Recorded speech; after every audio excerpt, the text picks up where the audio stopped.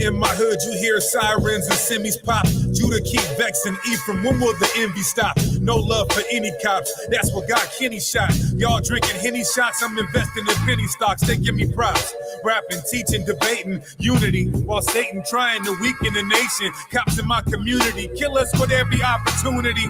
No justice or peace. The police get immunity. Look, rubber bullets and riot tools when they gear up. Asking where the love went, cause judgment is near us. And kids rather pour up a foe and sip the syrup than learn about how the black Moors ruled in Europe. We divided by economic material schisms. My people are serial victims of imperialism. I tell the truth in the booth, boy, my pen no lie. They love the Hebrew Israelites. Ask the NOI. Let's pray. I pray. Abba, Yahweh, rise. I pray for your grace and everything that you shall provide. I pray every day that you teach me how to strive to put my trust in you, because in you is where the power lies. My people are dead and punk will come out of hide. I pray every day, no excuses or alibis. I pray that every last one of these cowards die. I pray all of this in the name of Yahweh Shai. Can't feed the flesh, don't need the stress, so I fast and I rest instead. Cold sweats in the bath, trying to grasp. I sat in bed. In my dream, I had a twin. He stabbed me to death and fled. Visions of a pale horse and a dragon with 7 heads. Vagabond, Babylon, being watched by the Lord. Can't even stop by the store, cause on my block it's a war. Jehovah Witnesses don't even knock at my door, cause they know they false doctrine will get chopped by my sword. Yeah, I'm with the lyrical or the spiritual murder play. I see some ravenous wolves leading the herd astray.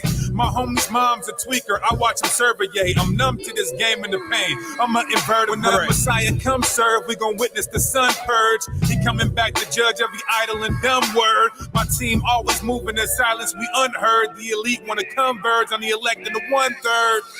I pray, Abba, Yahweh, rise. I pray for your grace and everything that you shall provide. I pray every day that you teach me how to strive to put my trust in you, because in you is where the power lies. My people are dead and punk will come out of hide. I pray every day, no excuses or alibis. I pray that every last one of these cowards die. I pray all of this in the name of Yahweh.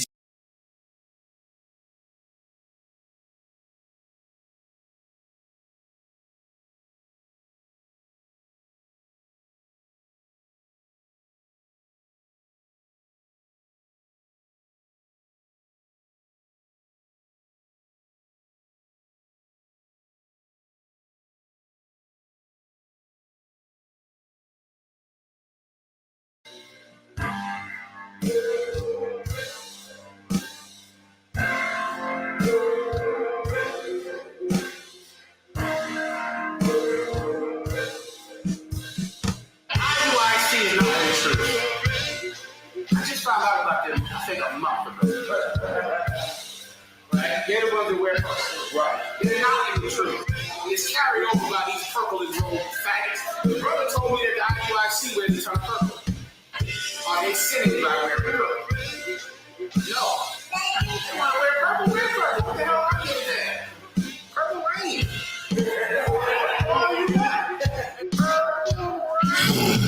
All right, brothers. Let's have fun with it. Stepped up on the scene, casting at them doctors and them idols you esteem. Yeah, you might think it's a little extreme, but I'm all about my people, yeah, they need that vaccine. Oh, no actors, but we bout that action. See them purple garments on with that gold accent. Yeah, you say you got the name, but your fringe is absent. Y'all going backwards like subtraction. So keep it in step. Sabbath day approaching, so you know it's time to prep. Sound the alarm, cause my people overslept. Yeah, you hear them trumpets blowing, sounding like a quartet. Oh. Yeah, this that purple rain. So the Bible you can't sleep on. When Christ return, yeah, the Lord gonna turn that heat on, and all that nonsense gonna be gone. Oh. Let's go. Let me show you where I got the inspiration from. You gonna go into the Bible? I'm gonna go into the Bible. You mean these niggas ain't read the Bible? I've never read the Bible. Damn. They watch Prince videos in the Bible. There you go. That's pretty fit. Okay, my turn. Purple rain on me. Exponential growth, that's why you hating on me. This is IUIC, acting like you don't see.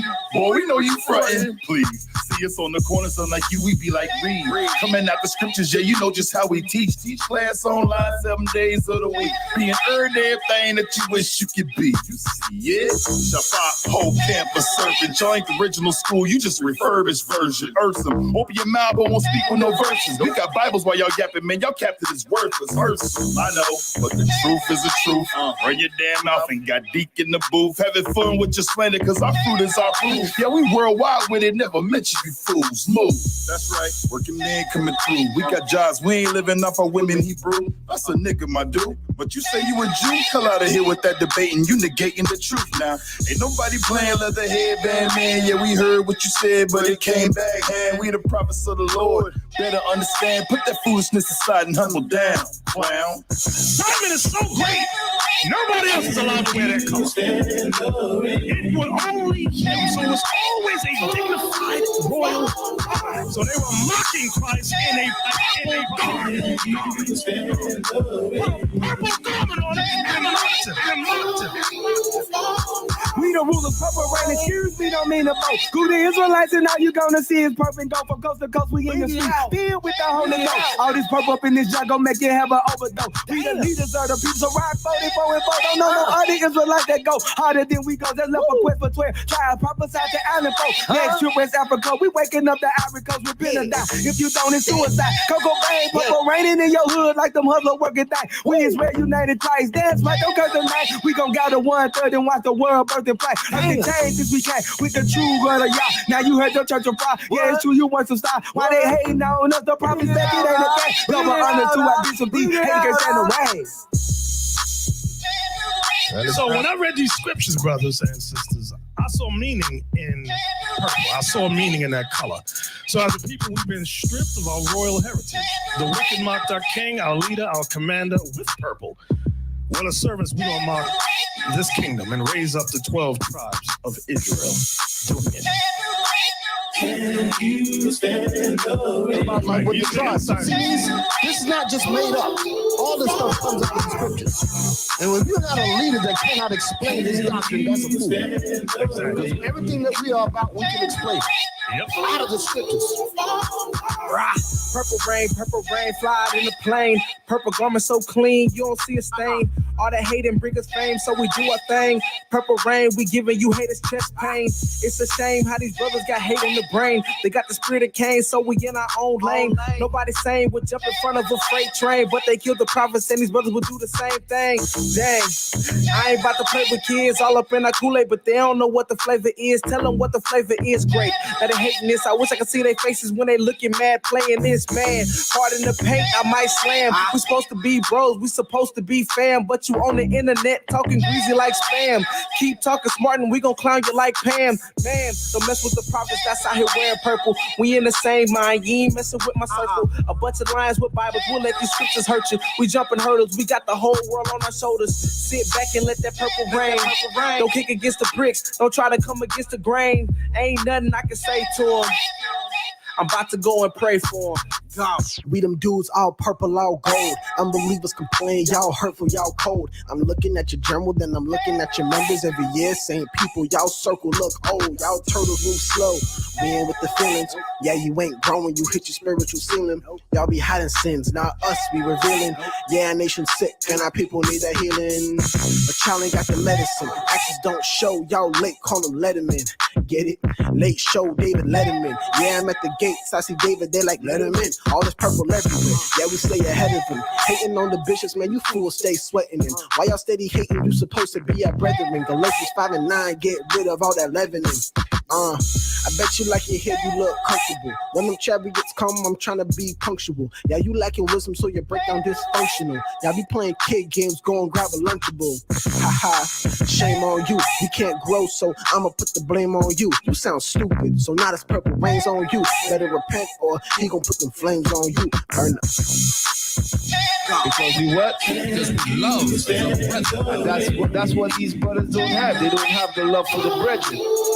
For you to go on YouTube and speak evil of any man, you understand? That's hatred. And without proof, without talking to that man without proof, that's hatred. We them Bible beating prophets in that purple and gold. In them scriptures, we on fire. Y'all just mad cause y'all cold. Shut up. Every time we make a move, y'all complaining. Y'all shooting shots about the purple. Now that purple is raining. Get them. It was written. Y'all ain't spitting nothing new. They was hating on Messiah. Now they hating on us too. They be waiting on us too. Trying to see what we gonna do. We got 100,000 views. Y'all just mad cause y'all got two. Do the work, jerk. Busybody over here. We united and y'all ain't hurting anybody. I don't even know why y'all keep trying on. Know why y'all keep coming. Tell your wife to wash your garment. Y'all be teaching, looking bumming. We the Israelites. Brother, we got work to do. How you find the time to hate another brother's work he do? That's what some old jerk would do. We don't play them hating games. Y'all just over mad because y'all keep seeing all this purple rain. IUIC is growing. Every year getting bigger. Won't let our sisters be hoes. Won't let our brothers be niggas. We not the type of camp to sit around and talk about others. Y'all can hate your life away, but we got love for our brothers. Y'all brothers talking about colors. Are you serious, cuz? We the flipping sons of God, not the Crips and the Bloods. Y'all must be sipping the suds. I think y'all feeling the buzz. I could have swore I heard them hating, but that ain't what it was. It couldn't be. Maybe they just trying to get some fame. Maybe they just hoping we might justify their name. They call us Purple Rain because we'll be raining over nations. Revelations 13:10. Brothers, please have.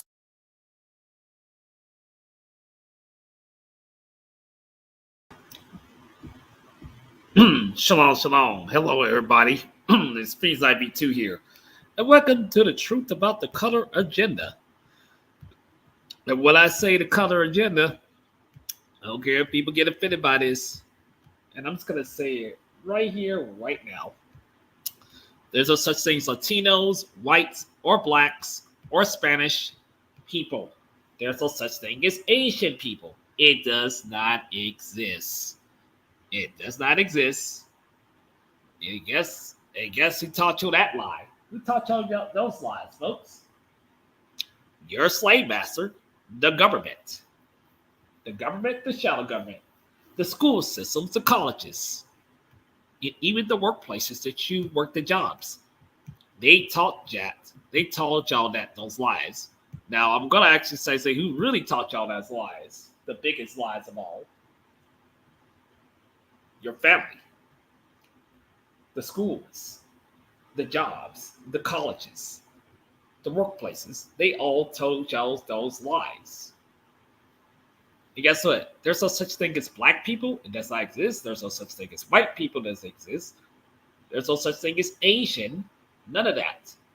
It does not exist. It does not exist. You want to know who the hell we are? We're tribes. Tribes. If you know what a tribe is, look it up. You want to know the history where this whole colored line agenda came from? Look back to the 1960s. Go way back. And you'll find out the biggest lie deception that you've been following for so many years. But enough of me talking. Let me show us the truth. Because I've been speaking this truth. I spoke this truth ever since my old channel. You know, the KZ45 channel. I spoke that truth back then years ago. That this whole color agenda thing was a lie. I said this back then before another channel exposed this truth. It's been a lie for years. And now I'm going to show y'all the truth that it's been a lie. A huge lie. And now for these bigger channels on YouTube or people in person, stop saying stuff that you don't understand. Because when you say black, let me explain to you what black means. Black means is dead body. Dead body, corpse.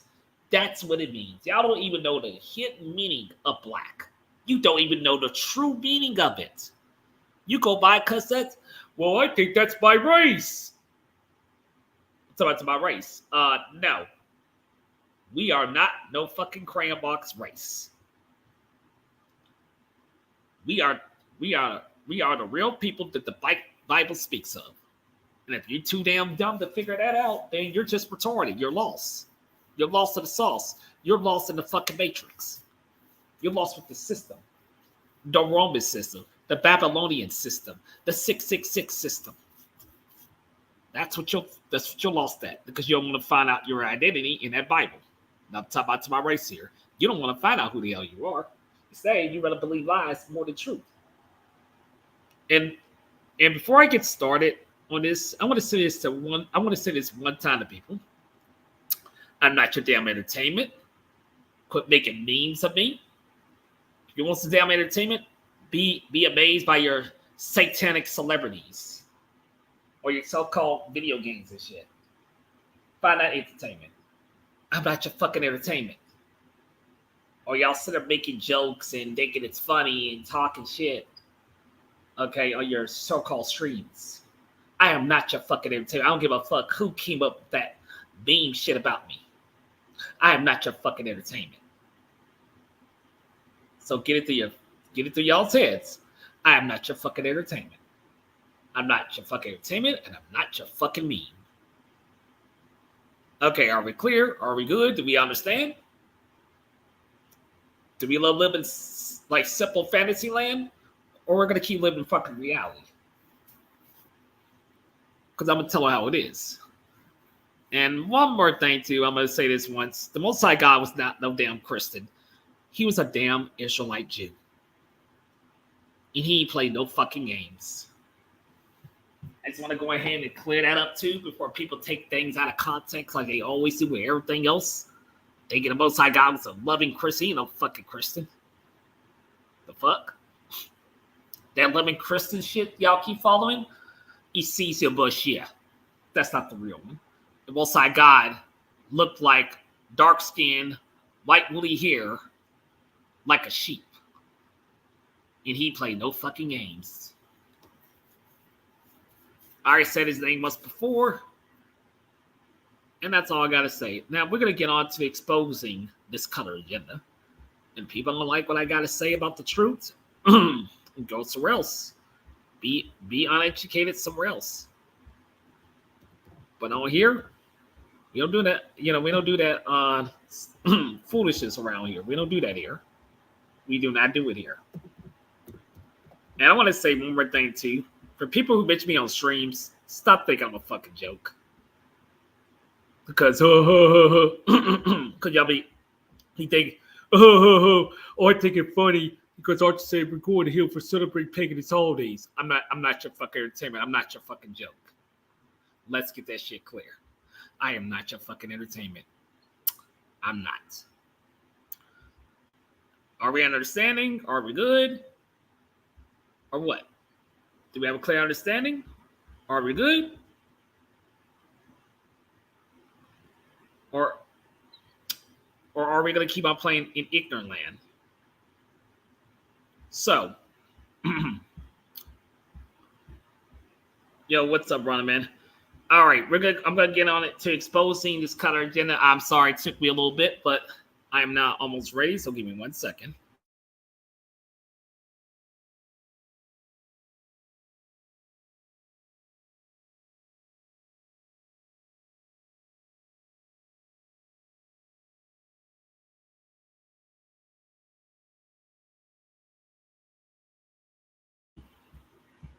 Hello, Will Farmer. Hello.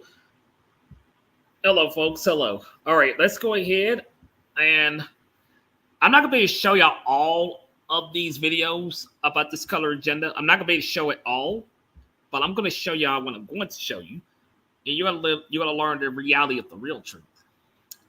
Good to hear, brother, man. Good to hear you. All right, folks. I'm going to play these videos. You're going to learn the real truth. And as for the world, see who want to live in delusion land of still believing this lie, go right ahead. But for everybody else, the truth's going to come out. People like it or not. It's not about your feelings. Great to hear, Will Farmer. All right, let's start playing. Introduction. Over the past few months, my spirit has been overly vexed by something I have said and felt all my life. It's a thought that is prevalent within the whole worldwide population for the most part. A classification that I have been born into without choice, and something I have accepted, again, all my life. The thing is that for me personally, I know the truth. I have done years of study to understand the answer to the question that I've wondered all my life.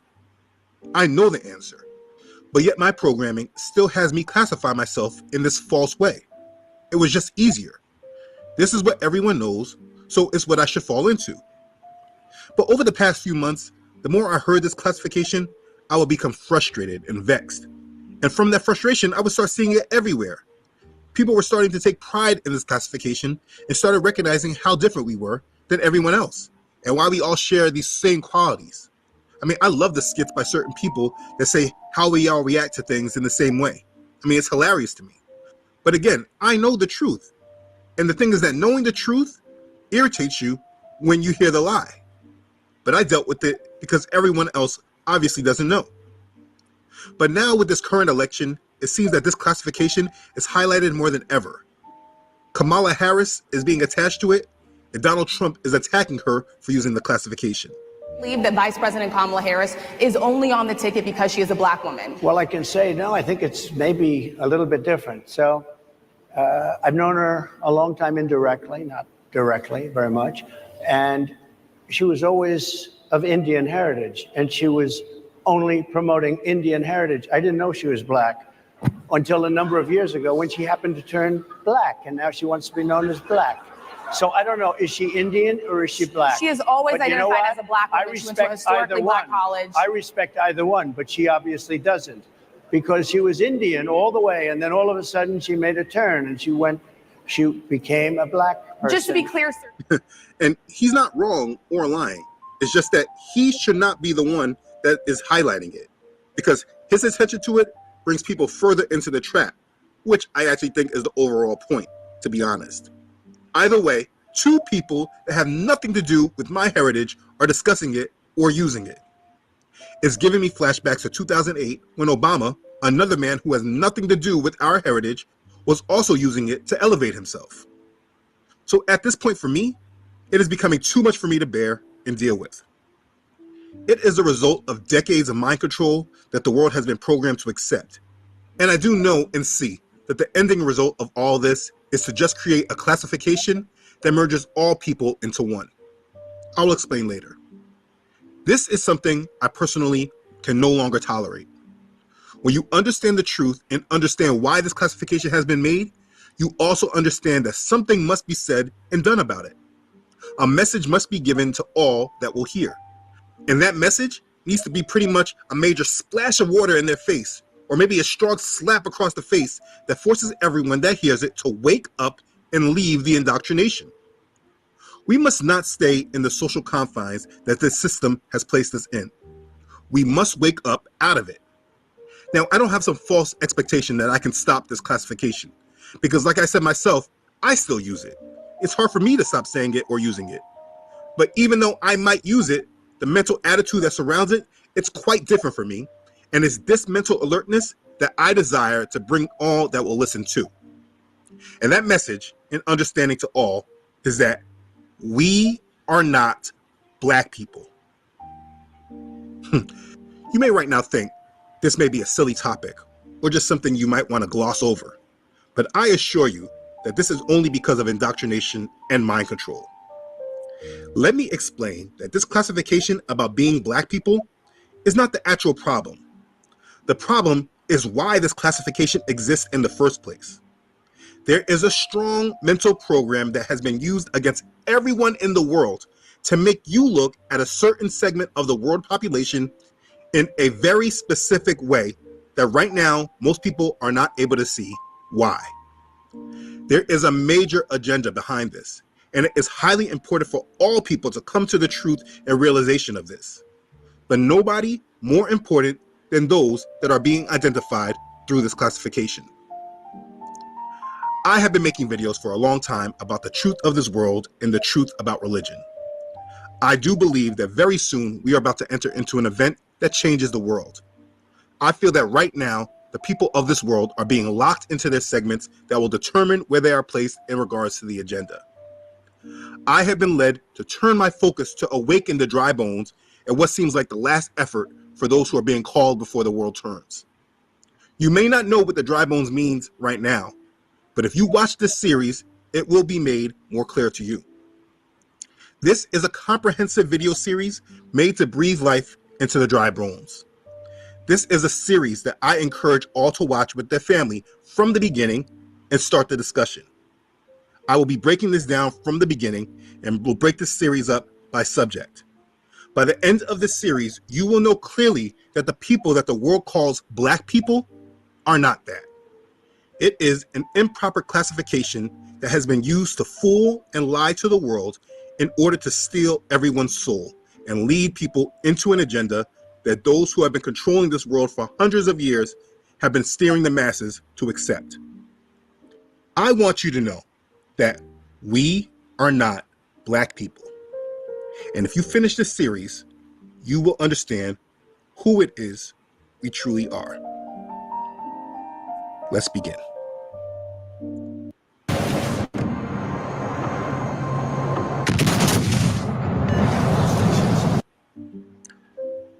Okay, so this is the only time in this series that you will hear me say, let's begin.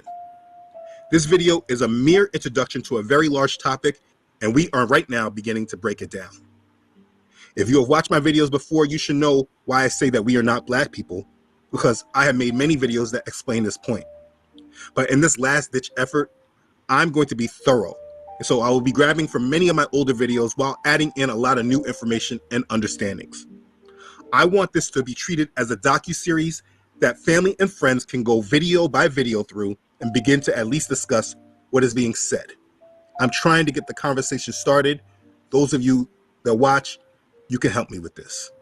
Now also, please know the release schedule of these are not according to my regular schedule, though there will always be new releases by Friday.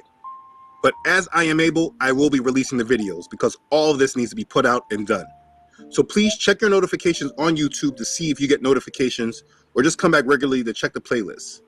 This is a very important subject and it needs to be addressed properly. If you feel I left you hanging at the end of a video, please know I should have another video coming out shortly after. So let's get to it. First off, what exactly is the problem with being called black people? Let me see. First off, it's because I am not black. Most people I know that are called black people are not black. Me, personally, I am a perfect shade of brown. And all the people that are in this classification that are not intermingled are not black, but different shades of brown, or more accurately, different shades of wheat. That is all people, by the way, from lighter tone to darker tone, different shades of wheat. My sons all have different skin tones, but both myself and their mother are a perfect brown complexion. We are not light-skinned, and what we are is not black either. Now here's the thing. There are blacker, darker-skinned people, and they have beautiful skin, like this brother right here. But in truth, many people in that complexion, at least from the ones in America, I do not share heritage with. They are not my kin. So there is no reason to group me into a classification with them. Now, I have nothing against them, obviously. It's just that we are not kin. For instance, the real situation that got me going is this Kamala Harris, after she was put into the presidential race. All of a sudden, people from my ethnic group, my tribe of people, all of a sudden started classifying her as a person that is tied to our heritage, even though the facts say something completely different. Now, if Vice President Harris becomes the nominee of her party, she'll be the first black woman and person of South Asian descent to lead a ticket. CBS News Miami's Tanya Francois went into the community speaking to black women about what it means. It's the opportunity to make history as a black woman voter, to vote another black woman into the highest office in the United States of America.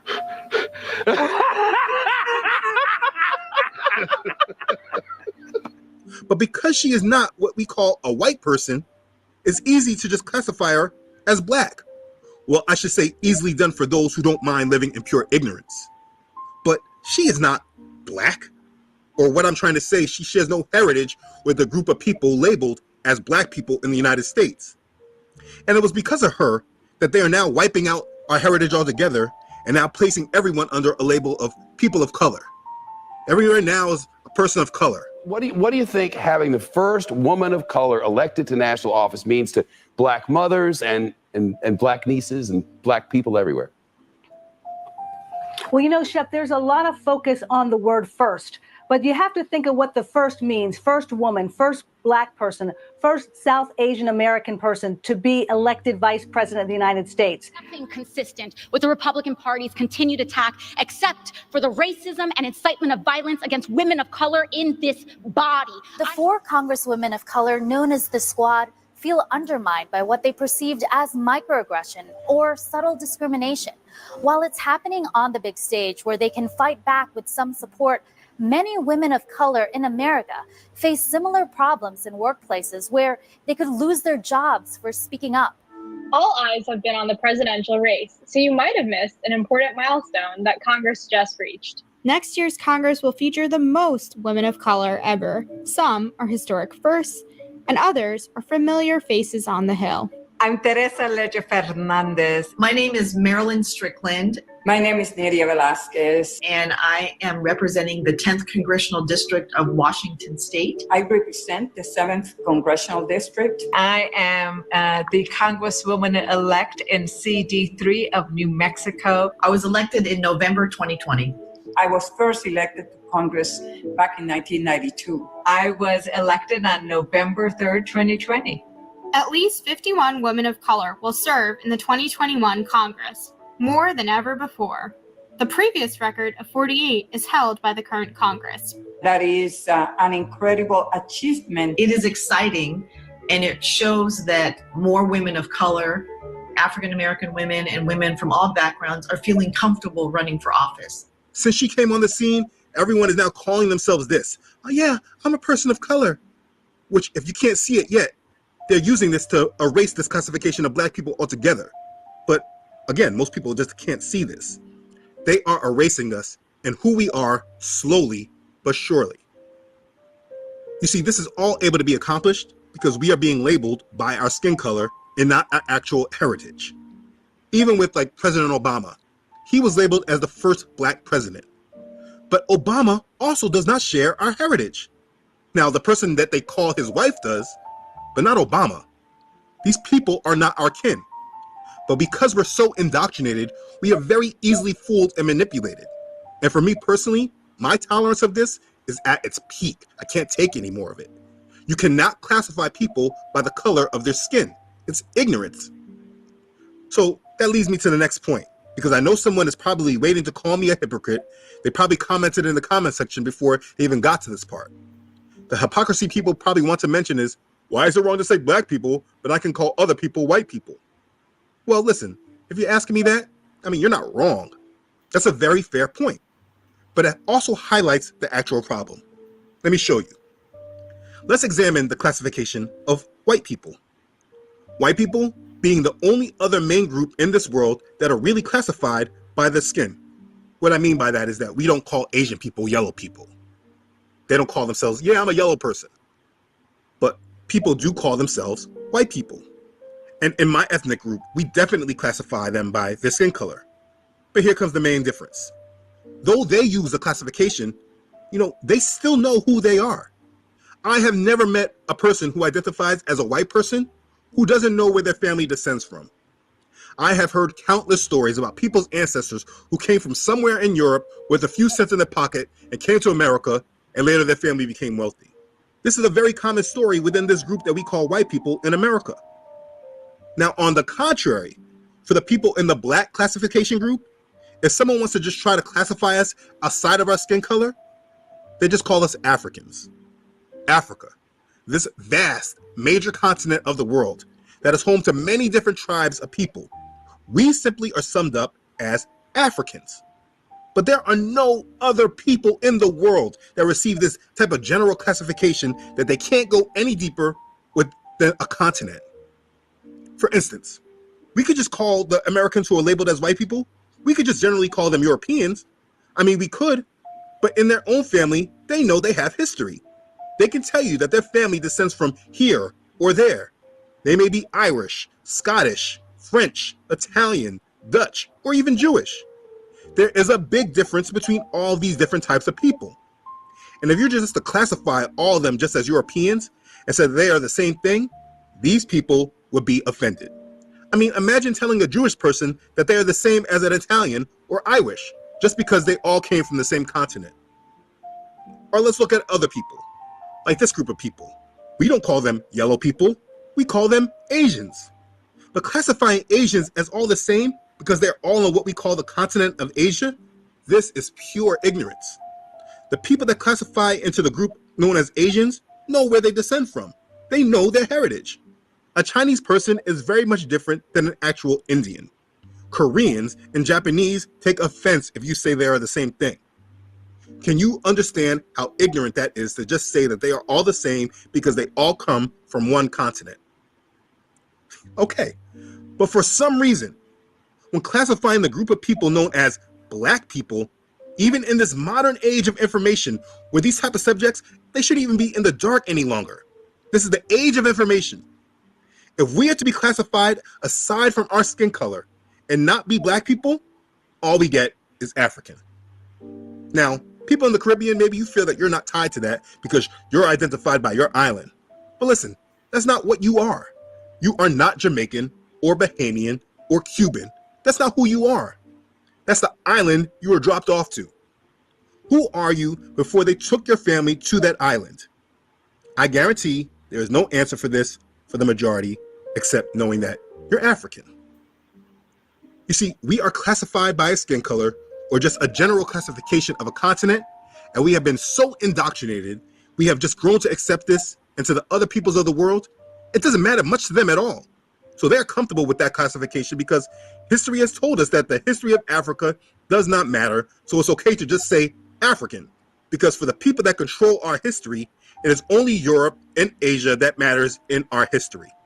Because if you ask an actual African, someone in Tanzania or Cameroon or Nigeria, many of them know their tribes that they descend from, and many of them know they don't share anything with us genetically or historically. In fact, the common rebuttal many people like to use to justify slavery is that it was our own people that sold us into slavery. But why do they say that? Because to the world, Africans mean African. There is no difference. They are all black, and therefore they are all the same. But in no other continent of people is this so. Again, Japanese are different than Chinese. Italians are different than Greeks or Dutch or Spanish. But when it comes to Africa, we are all supposed to be the same thing. That's ignorance. Can you see the hypocrisy in this? Can you see how ignorant that actually is? This is my hack for working smart, money.com. Let me show you how I use money.com to create a tailor-made workflow. There is an African section in Harlem near 116th Street and Malcolm X Boulevard. Ever since I was a kid, I would go there for certain things you could only get from them. You see, I never attached to them. I never personally felt that I shared anything with them culturally. And it was more than just the African culture because I lived in America. I mean, when I go to different parts of the Caribbean, even though they're different islands, I share many of the same qualities with them. Our humor, our rhythm, our tolerance or lack of tolerance to different things, our genetic features. But with other Africans, I didn't feel the same thing. When I was young, I thought it was because I was just colonized. But after study and research, I know it's because they are not my people. And again, that doesn't mean I'm against them. It just means we're not related. In relation to my heritage, they are just as much a part of my culture as a European would be. We all do not descend from the same people. They are not my kin. We do not share the same heritage. But because we have been mind controlled to look at our skin color, or then just a continent, we are not able to understand that we are all being played and why this is so. You have to understand that this is intentional. Go back in time to when slavery started and they were taking people from the land. What they want us to think is that they were just grabbing up people at random. But that's not the case. The tribes that sold our people into slavery knew exactly who it was that they were taking. And this is why, if I would take a classification right now, outside of who we truly are, I would gladly take being a Negro. I bet that might sound crazy to you, right? It shouldn't. It's not the same as the other N-word that they got us all to call ourselves. We were classified by this word Negro for a long time, until they assimilated us after their civil rights agenda. Then they replaced Negro with African American, and though they still use it, the classification of black people seemed to win in popularity, and that's why we're called black people today. But like I said, I would rather be called Negro, which, if we're being technical, it means the same thing, just using the original language of the people who first took my people as slaves in the first place. The main reason I at least prefer the word is because for anyone wanting to search more into who we are, this term can be used as a great starting point for understanding. Now, I don't want to move too fast, and I promise I will explain this further in depth when we get to it. But if you look at the old slave maps, they are very telling. Do you see this area right here? Yeah, it's called Negroland. I have a few different versions of this map from different years. I have them hanging up in my home, all for a constant reminder that they knew who they were taking when they were gathering my people as slaves. It was not random. They had a map of boundaries, and they were collecting people from Negroland. Now, if you know history, this area actually is not Negroland, but it was a specific group of people. And like I said, I will get to that later in the series. My point is that they knew who they were taking. So listen, if the slavers knew who they were taking, why don't we know? And why was it so important for them to wipe out our history and knowledge of ourselves? You know, people who love to play devil's advocate and say that we should get over slavery or other people were slaves too. Many people love saying that Irish were slaves too. So it's not just something specific to your people. Those that love saying things like this love to forget the fact that it was not just slavery and forced labor, but it was also a conscious effort to remove our heritage from us over the generations. This is why they separated the children from the parents and forced them to learn a new language, to change their names, to remove their culture. We all know the famous scene from Roots with Kunta Kinte forced to accept his new name, Toby. I want to hear you say your name. Your name is Toby. What's your name? Kunta. Say it! Toby! Who are you? Say your name.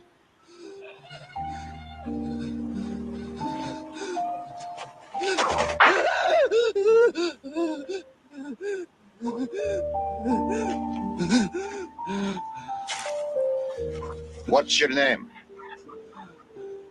Toby.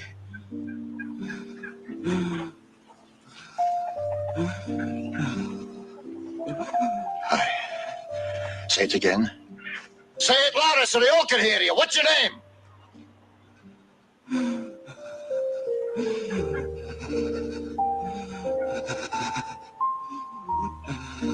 Toby. The question you need to ask yourself is, why?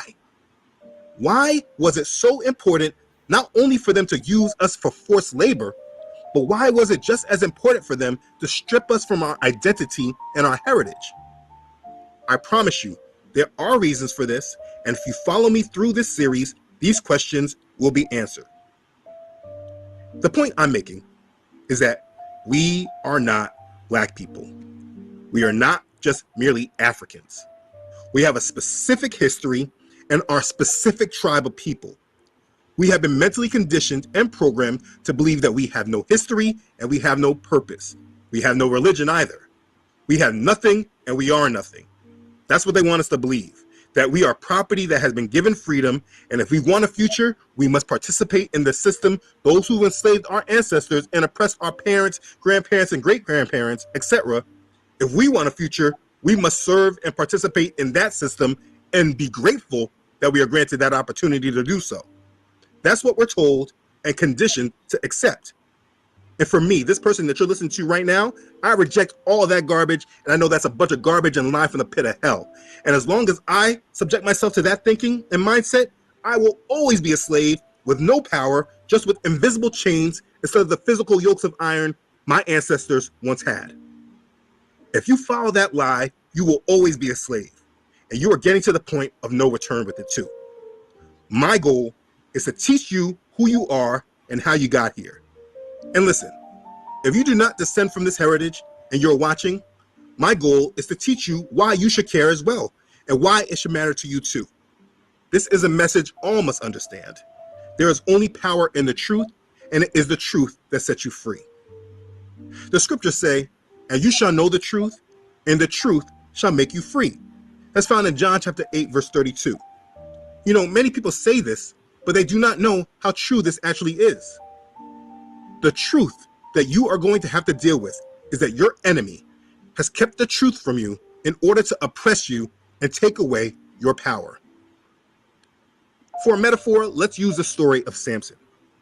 When thinking about Samson, do you know how the source of Samson's power was his hair, his locks? Once the Philistines knew what the source of his power was, they cut his hair, and then he was able to be overpowered. In the end, the Philistines lost against Samson because they eventually let his hair grow back. Our plight is very much similar, but our power comes through our heritage and living in its full truth. But get this, the enemy knows this, and using our heritage in the same metaphor as Samson's hair, they cut off our heritage, but learned from the mistake of letting our hair grow back. They never allowed us to collectively come back into the knowledge of who we are, and therefore, we have been easy pickings, able to be controlled and conquered, and this is our plight. What I desire to do is help you regrow your hair. You are the dry bones, and it's time that you are awakened. And this series is going to do just that, and it's going to be thorough. So now that you understand the point of this series, please continue on to the next part and allow me to explain to you more about how we got here. I hope this got you thinking. Right now, many of you are the dry bones. And as Ezekiel chapter 37, verse 11 says, you may believe your hope is lost and you yourselves are cut off. But I am here to show you the complete opposite is true. Your hope is not lost and you are not cut off if you just awaken and be who you truly are. Let me show you. Click the link to the next video and we'll talk some more. Be blessed. Well, I hope y'all ready for part 2, because we're gonna go to the next part. That was just part 1. Oh, trust me, I say there's many parts to this. There's no part 1. There's a lot of parts to this. But hey, we're gonna go to the next one. So hold on.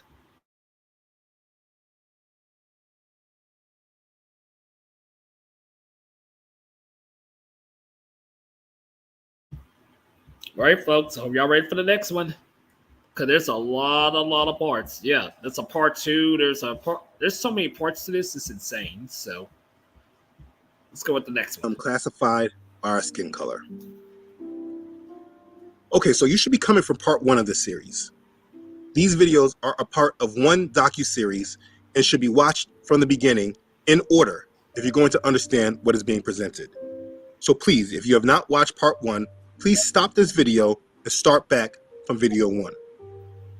Okay, well, like I said in part 1, we are not black people. But this statement needs a lot more information in order for the point to be validated and to be true. So the first thing that needs to be done is deal with racism. Because if you're able to understand how this topic has been programmed into us, it can help you better understand what it is that I'm communicating overall. Now let's get a few things out there before we begin. This is in no way seeking to place one group of people over another people.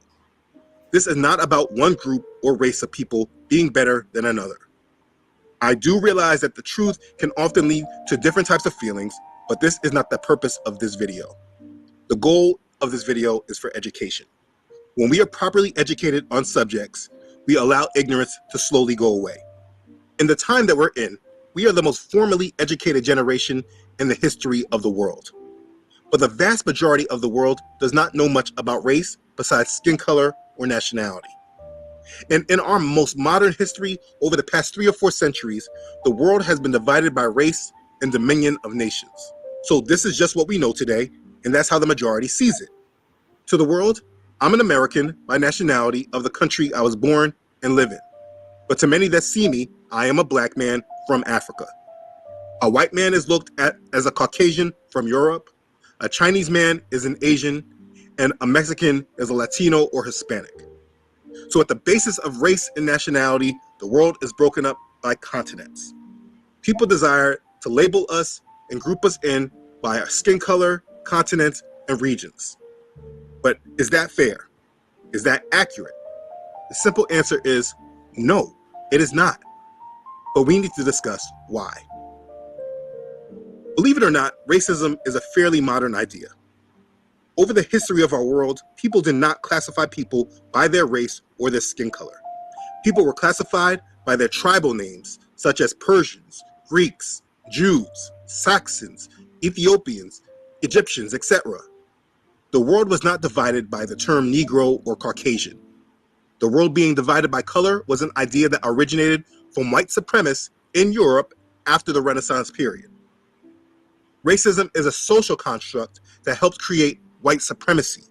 And the more we attach ourselves to their way of thinking, the more we are controlled and influenced by white supremacy. For me, a while ago, I made a decision that I was no longer going to be influenced or tied to white supremacy. And because of this decision, my life has drastically changed for the better, as I made many different adjustments to my way of thinking. When you understand the history of this world, the world was drastically changed during and after the period of the Renaissance. The dividing of the world by skin color is just one of those changes. Let's talk about it. We'll start with this guy, Johann F. Blumenbach, a German anthropologist born 1752, died in the year 1840. He was the first person to divide humanity on the basis of skin color. We can attribute much of our racial divide today because of him. Now, don't misunderstand me. Racism, it already existed before this time. There was already a belief in scientific racism, which I will touch on shortly. You see, Blumenbach did not create racism. He simply placed a classification system that is still used today.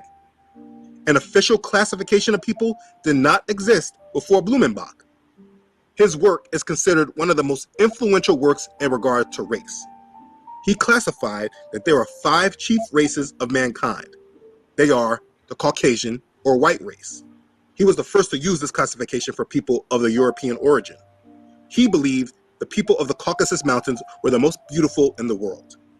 I should note that Johann was a Protestant Christian. He was born into a cultured, wealthy Protestant family, a Christian family.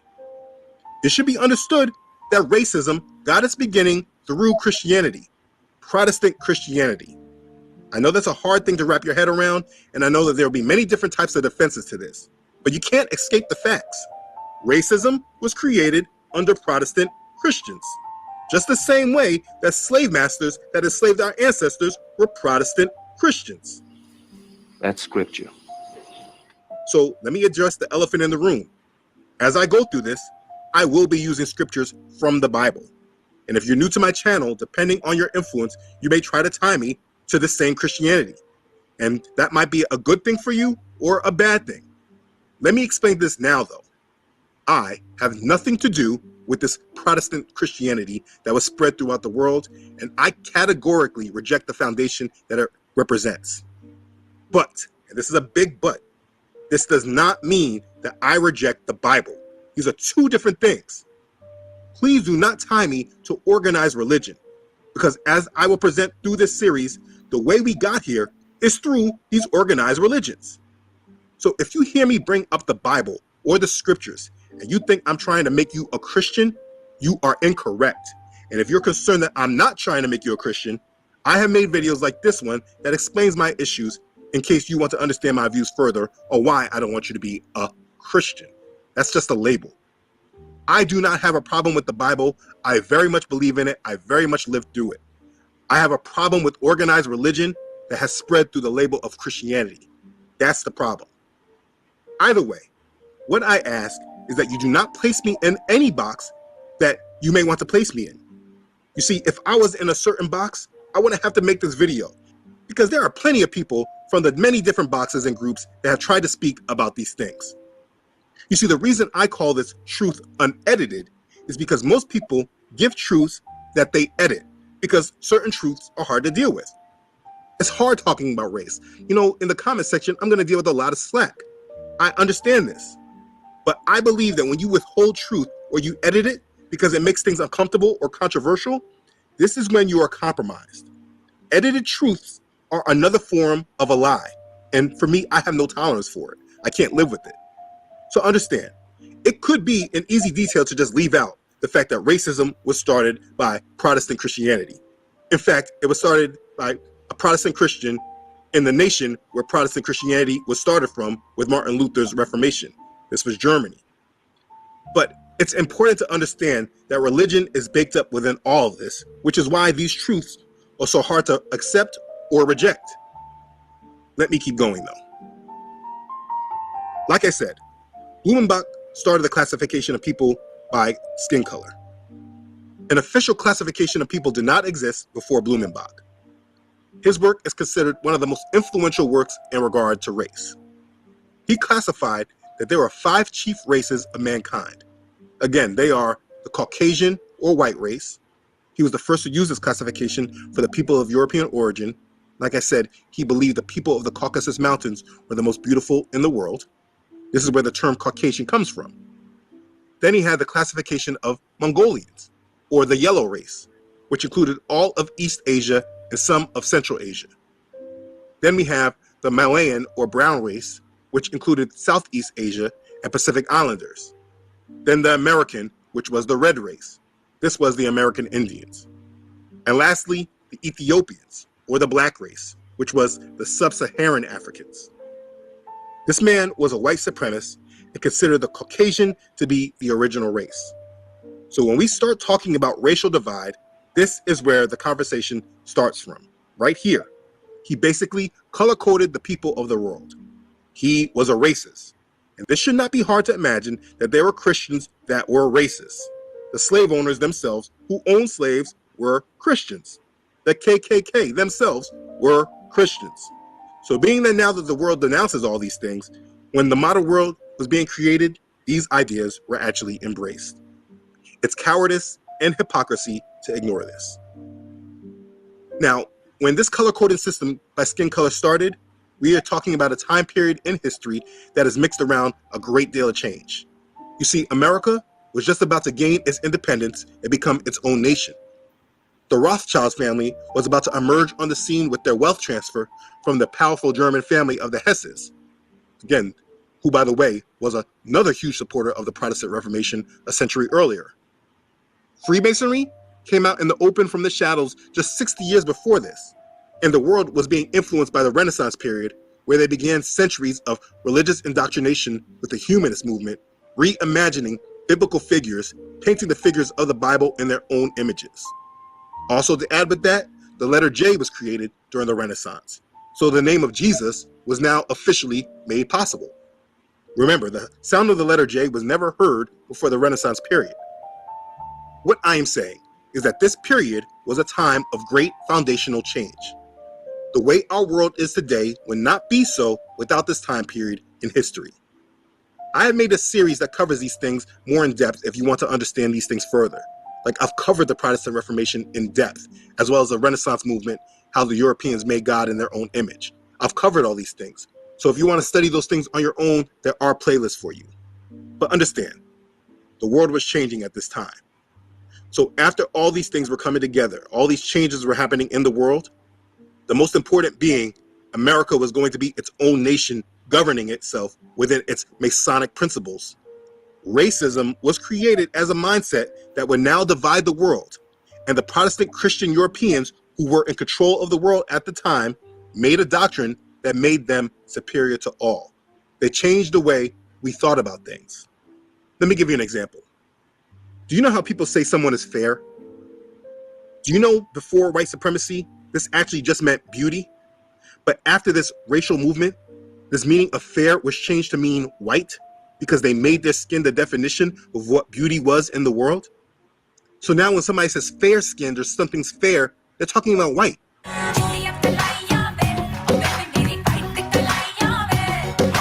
Our obsession with light skin has been around for centuries.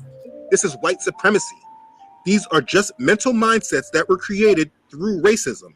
And listen, I get it. It may make you uncomfortable to hear about it, especially depending if you are a victim to it or you benefited from it. But these things are just the facts of our world that we can't get around. We can only understand it and learn from it as we ourselves grow. Let's keep going. After Blumenbach, there were more contributors to the mental mindset of race. we have a 19th century French aristocrat named Joseph Arthur de Gobineau. This man was known for his influence on legitimizing racism through scientific racism and developing the theory of an Aryan master race. He wrote a 1,400-page book named An Essay on the Inequality of the Human Races, which argues that there are differences between human races, that civilizations decline and fall when the races are mixed, and that the white race is superior. He used the scientific racism theory, which was a belief that evidence exists to support and justify racism. Simply, racial discrimination, racial inferiority, and racial superiority. His doctrine justified all these things. Scientific racism was common from the 1600s to the end of World War II after the fall of the Nazis. It was publicly denounced as racist, but obviously held as a belief in many other influencers still to this day. I mean, after World War II, we were still dealing with racism in America. Anyways, it was this J.A. Gobineau that really helped legitimize racism as being valid. And there were many others like Houston Stewart Chamberlain, 1855 to 1927. This man wanted to advance the supremacy of the white Nordic race and its culture. The point is that due to the influence of people like these men and others is where we get the division of race today. It's not me. You want to blame me talking about it, but it's not me that made it up. It's these men. They added a psychological value to race that made people believe it was so. Basically, being that at the time, European civilizations were dominating much of the world through inhabiting foreign lands and possessing major breakthroughs in technology, to them, it meant that they were obviously superior and others were inferior. This was racism, and it led to a horrible racial philosophy, and eventually it was used as a scapegoat that was said to start World War II. What they did was create a mental mindset that was taught amongst the communities that were leading the changing world. They were teaching a justification for hate and oppression, and it made it very simple for the masses to follow. The Europeans who were building the new world believed they were the superior race, and they were given this power because of their adherence to their Christian faith, and the others who they were better than were given to them to rule over because they were evil and they were beneath them. I mean, people still feel this way today, whether they say it or not. They believe that whites are the superior race. I just remember a clip on social media that said the same thing. This girl said the same thing. Y'all's race or ethnicity? Caucasian. Caucasian. I could have guessed. If you guys could be one race for a day, what would you be and why? We're the superior race. Like, not as in like that. Oh, that's mad. We are the. I'm not. One thing you need to understand is that hate is not just a mental thing. It is very much spiritual, even more than mental. It is not just a learned behavior, but it is spiritual, that is taught through demons and spirits. It may have seemed that the hate that people had against the Negroes was just about skin color. But when you take a step back and really think about it, that thought is really dumb. If hate is spiritual and it's taught by demons, what does Satan and his demons care about skin color? Satan doesn't hate skin color. He hates Yahuwah, the Most High, the God of the Bible. He is against everything that Yahuwah loves. And you really need to understand that, because if you really fall for that lie that these people hated us because of our skin color, it can provoke you while not truly understanding what truly is happening. Now, please listen, I'm not saying that these people did not and do not hate you and that skin color was not involved. That's not what I'm saying. I'm just saying that these people were easily manipulated by the devil and demonic spirits to hate you, and they were told it was about our skin color, while the true reason was held from them. They didn't know why they really hated you. They just were told it was skin color, and they accepted it. They were just easily used puppets for a satanic lie that was kept from the light. The lie around skin color and racism was something that they created, and it was a great cover-up that is still able to be used to this day. To this day! To this day! When this series is done, and you actually understand why you were actually hated, it will make a lot more sense than it being about skin color. I mean, these people can think that they're better than us or whatever. I mean, that's them. And evidently, he feels that they will be accepted socially. And I don't feel that they ever will be. But the whole trouble with this integration business is that in the end, it probably will end up with mixing socially. And you will have, well, I think their aim is mixed marriages and becoming equal with the whites. But the hate that they had, and many still have today, this was not and is not only about skin color. If you fall to their level of thinking, you are just a victim of white supremacy. Understand, any view of racism, black people, white people, any kind of racial division, all of it is a very modern idea. It is not how the world viewed and classified people before this thing was created. Now, that does not change anything, obviously. Knowing this will not change racism today, but it should change many people's understandings of where these thoughts come from and why. If you believe that your race is superior, it's because of the theories of white supremacists starting from the 17th century. Looking at the white race as the ones that are able to get it together and hold jobs and be civilized is an idea of white supremacy. This is not a natural view that has been held since the beginning of time. Or let's flip it, the reverse can be said. If you believe the black man is superior because he's more physically endowed, this is a twisting of white supremacy. You only see skin color because the white supremacists classify people in this way, and the world eventually adopted his thinking. When you think like that, you're a white supremacist, whether you're Negro or Caucasian or whatever you are. When you use skin color as a definition, you are a white supremacist, or you think like one. And then how this grew was formal education, and then we had mind-controlling programs like The Cosby Show. They kept these classification systems going. You see, the powers that be want us to think in this way, and it's all for a purpose of division, without real understanding. This is racism, and that's the condensed history of how it came to be. It's important that you understand that this way of thought is about the same age as the United States. It's not a mindset that has been found in the world for 1,000 years, but a couple hundred years. And it was put in motion and grew over time to take us to the time that we're in right now. Right now, the powers of the world are reaping the benefits of the systems that they planted in long before. They're just now seeing the harvest grow from it. The more that you look at the world in terms of skin color, you are looking at the world through the eyes and mindset of white supremacy. And here's the crazy thing. Even if you don't believe or agree with white supremacy, you can still be a mental victim to it because you subtly hold on to their mindsets, their views, their values, the ways that they look at the world. And the worst part is most of you aren't able to even see it, or you're not even aware of it.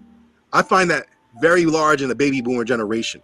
They're so pro-black this and pro-black that, but everything they talk about is based on a level of view of white supremacy. They look at the world through the eyes that white supremacy has taught them. You're a victim to it, even though you're against it. You are a victim. So when we say a black person or a white person, this is not a mindset founded on truth.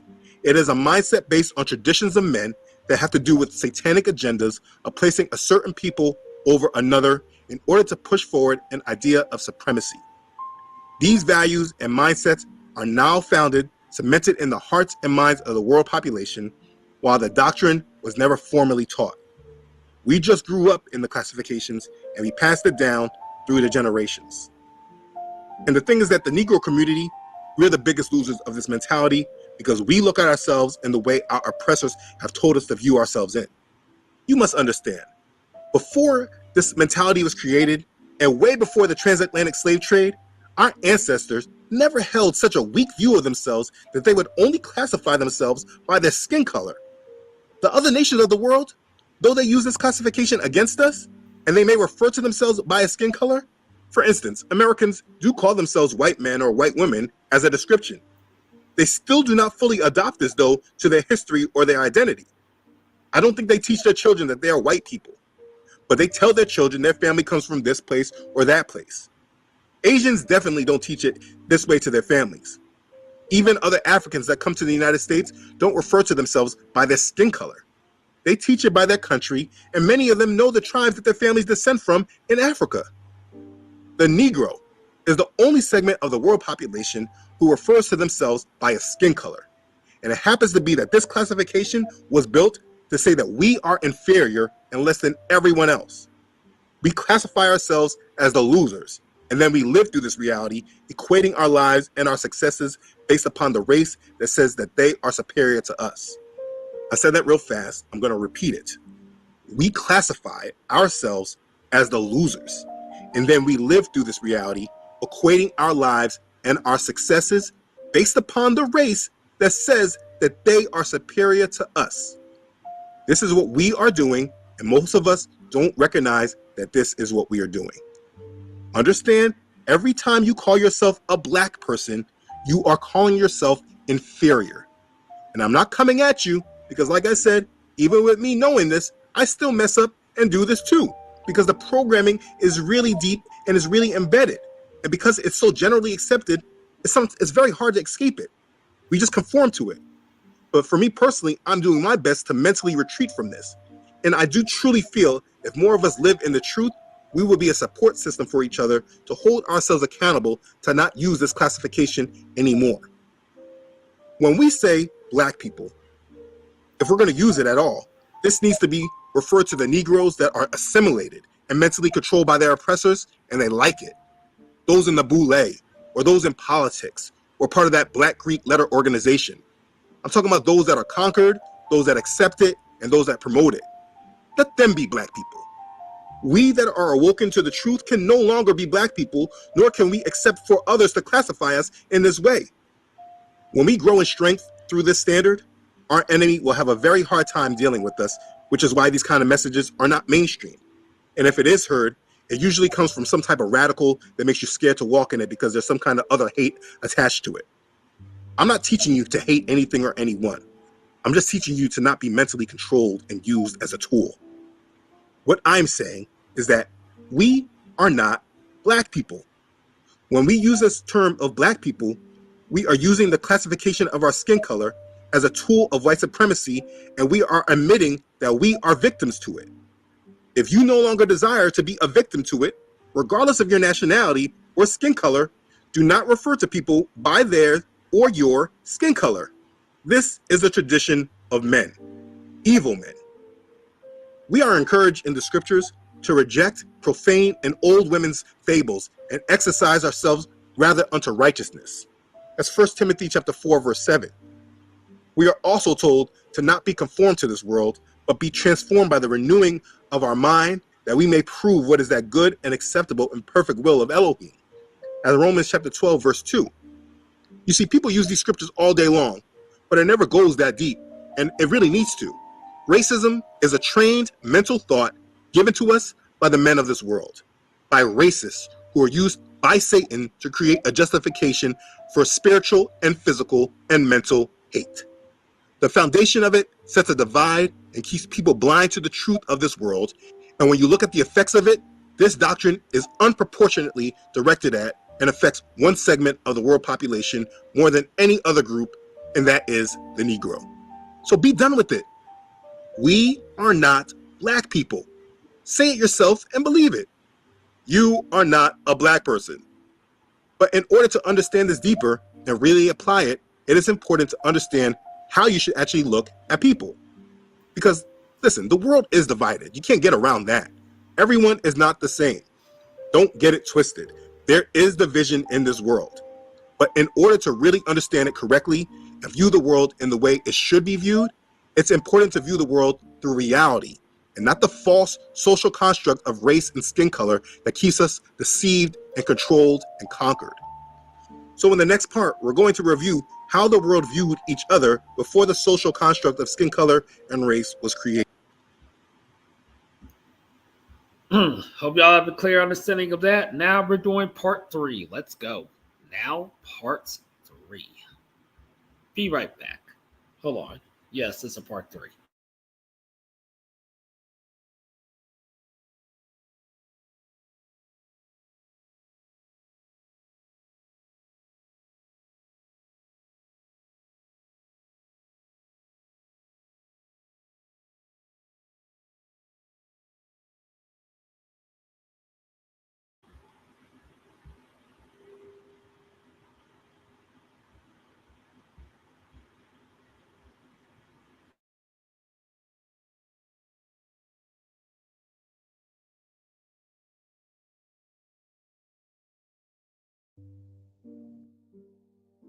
How the world was divided before race was created. The descendants of Ham. Okay, so you should be coming from part 2 of this series. These videos are a part of a docu-series. It should be watched from the beginning in order if you're going to understand what is being presented. So please, if you have not watched part 1 or 2, please stop this video and start back from video 1 and watch them consecutively for true context. Okay, well, like I said in part 1 and 2, we are not black people. But obviously this statement still has not been proven. This statement still needs a lot more information in order for the point to be validated and to be true. In the last part, we went through the history of how classification of race and skin color was created. We learned that no matter how you break it down, when we classify someone according to their skin color, we are a mental victim to white supremacy. But now that we have this understanding, it is important that we dig a little deeper, because once you break out of a mental program, if you don't actually fix it, you will stay in that mental trap because you had nowhere to go with it. So the next progression in this understanding is getting the answer to the next question. The next question being, how did the world classify people before race and skin color was created? And where did these races that were classified come from?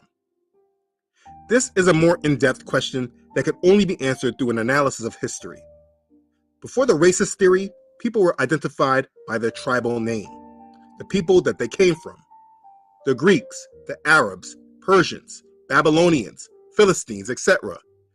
These tribes are what spread out amongst the earth since the beginning of civilization.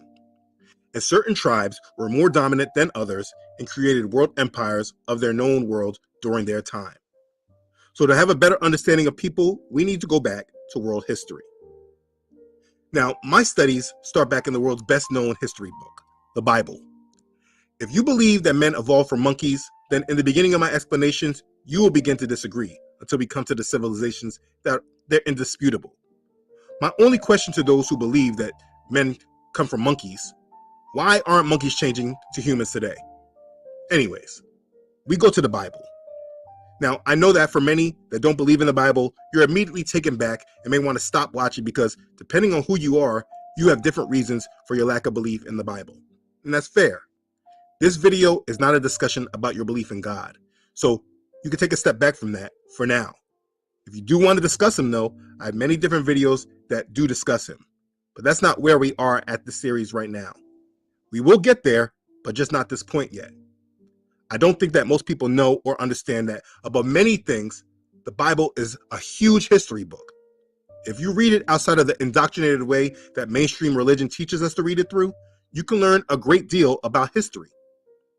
So if maybe you change your thinking about what the Bible is, it may help you understand it. Let me tell you what the Bible is. In a nutshell, the Bible is a history book about the Israelites. It tells their history, but also contains prophecy about their future. Right now, I will not be focusing on their future or their prophecy, but we will go back and use the Bible to understand history, and not just the history of the Israelites, but the other nations of the world. But who are the Israelites in the Bible? This was an ancient tribal people in the world, just like the Egyptians, the Greeks, and the Babylonians were. But in the Bible, which is their history book, they provide good background on the history of the world and the other nations. It gives a starting point that will help you understand the history of civilizations. Now, let me be clear. The Bible is not my only source that I will be using. It does give a foundation, but after that, you do need to pull more research to understand these other civilizations outside of the Israelites. Now, I do pull information from many different places, but I think if you want to start a general study, a good place to start is a book by Rudolf Windsor called From Babylon to Timbuktu. His book is an excellent primer on history of civilization. Now, I do not agree with everything he says, as this is the case mostly for most books that I read. But aside from some of his personal opinions, he is an excellent researcher, and as any research is done, he cites many sources that you should read as well that will help you in your overall understanding. So let's get into it though. When I discuss history, I like to start post-flood with Noah, because much of the world before that time is just not recorded. Now, don't just run because I said Noah. Give me a minute or two to just hear me out, please. Noah had 3 sons. They were Ham, Shem, and Japheth. And from these 3 sons, the world was populated. They had wives too, okay? Many people ask me that. If we were to really classify people today, it would be proper to classify people according to this. There are Shemites, Hamites, and Japhites. Again, remember, we are not classifying people according to the color of their skin, but according to the tribe of which people descend from. Now, the book of Genesis provides a good basis of understanding of who these people are. When we read Genesis and they speak about the sons of men and their descendants, we often could just skim over that as useless information. But if we actually decide to dig deeper to gain understanding, we can really grow. That info in Genesis explains tribes of people, and if you follow that history of those tribes, you can follow the history of the world. And this is why I speak of the Bible as the most known history book. I mean, you could debate about Noah and say, did it happen? I mean, I personally absolutely believe it did. But when you keep reading after Noah, when it starts talking about the different tribal names, you can't debate that these people existed. And this is what I'm going to be speaking on. Now, here's the challenge, and I want to make this known now. We do not have our own maps. We are dealing with the maps of our oppressors. The same people who oppressed us and took us as slaves are those same ones who made our maps. So much of the territories I could be speaking of could be based upon what they have shown us and not actually be the original biblical areas. There are many more knowledgeable in this than me that can speak to the true areas on our map. So please bear with me in that regard. What I'm trying to explain here is not the authenticity of our maps, but the way that the world was divided long before race and the color of our skin was ever used. If I'm adding to the indoctrination because I'm using their maps, I don't mean to. It's just the only way I can teach right now. Picture this. You're sitting at home alone watching YouTube videos, wondering why you can't find the motivation to do the things you need or want to do or change in the ways you'd like, even thinking. Okay, let's start with the Hamites, the descendants of Ham. I start with them because in the beginning of recorded ancient history, they were the tribes of the great civilizations. Let's track it. Genesis chapter 10. The sons of Ham were Cush, Mizraim, Put, and Canaan. The sons of Cush were Seba, Havilah, Sabta, Rama, Sabteka, and Nimrod. All these sons were Cushites. They dwelt in this land of northeastern Africa and the Nile Valley south of Egypt. They spread along the tracts extending from the higher Nile to the Euphrates and the Tigris rivers. From Cush is who we know as Ethiopia. So this area would be known as Cush or Ethiopia. But please understand that Ethiopia was not as small as the nation it represents today. Now, of Cush's notable sons, we know of Nimrod, the father god of paganism. Chapter 10 says the beginning of his kingdom was Babel, Erech, Akkad, and Calneh in the land of Shinar. If you look for the definition of Shinar, you will see this as another name for Sumer or Sumeria, later known as Babylon after the Tower of Babel. After Cush, the other son of Ham was Mizraim. Mizraim is the Hebrew word for Egypt. The word Mizraim is plural form, meaning upper and lower Egypt. They were the second world empire after Samaria/Babylon. Verse 13 of Genesis chapter 10 says, Mizraim begot Ludim, Anamim, Lehibim, Naphtuhim, Pathrusim, and Kashluhim, and from whom came the Philistines and Caphtorim. So you see, from these tribes is where the Philistines came from, a tribe of people who were one time major opponents of the Israelites. Let's cover another son of Ham, who was Canaan. This is who the land of Canaan obviously came from, and they were driven out of this land by Joshua and the Israelites. The Canaanites are what we know today as Africans. Verse 15 says, Canaan begot Sidon, his firstborn, and Heth, the Jebusite, the Amorite, and the Girgashite, the Hivite, the Archite, and the Sinite, the Arvadite, the Zemarite, and the Hamathite. Afterward, the families of the Canaanites were dispersed. So understand, what I just went through, the Hamite civilization included the continent of Africa. That's what I'm trying to explain.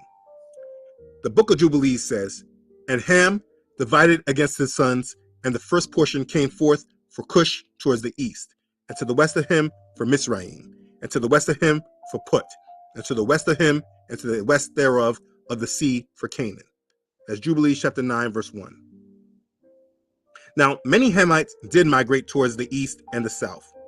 This was the tribe of Canaan, and the land was later known as the land of Canaan. They migrated into Shem's land and occupied it. This happened after the Tower of Babel.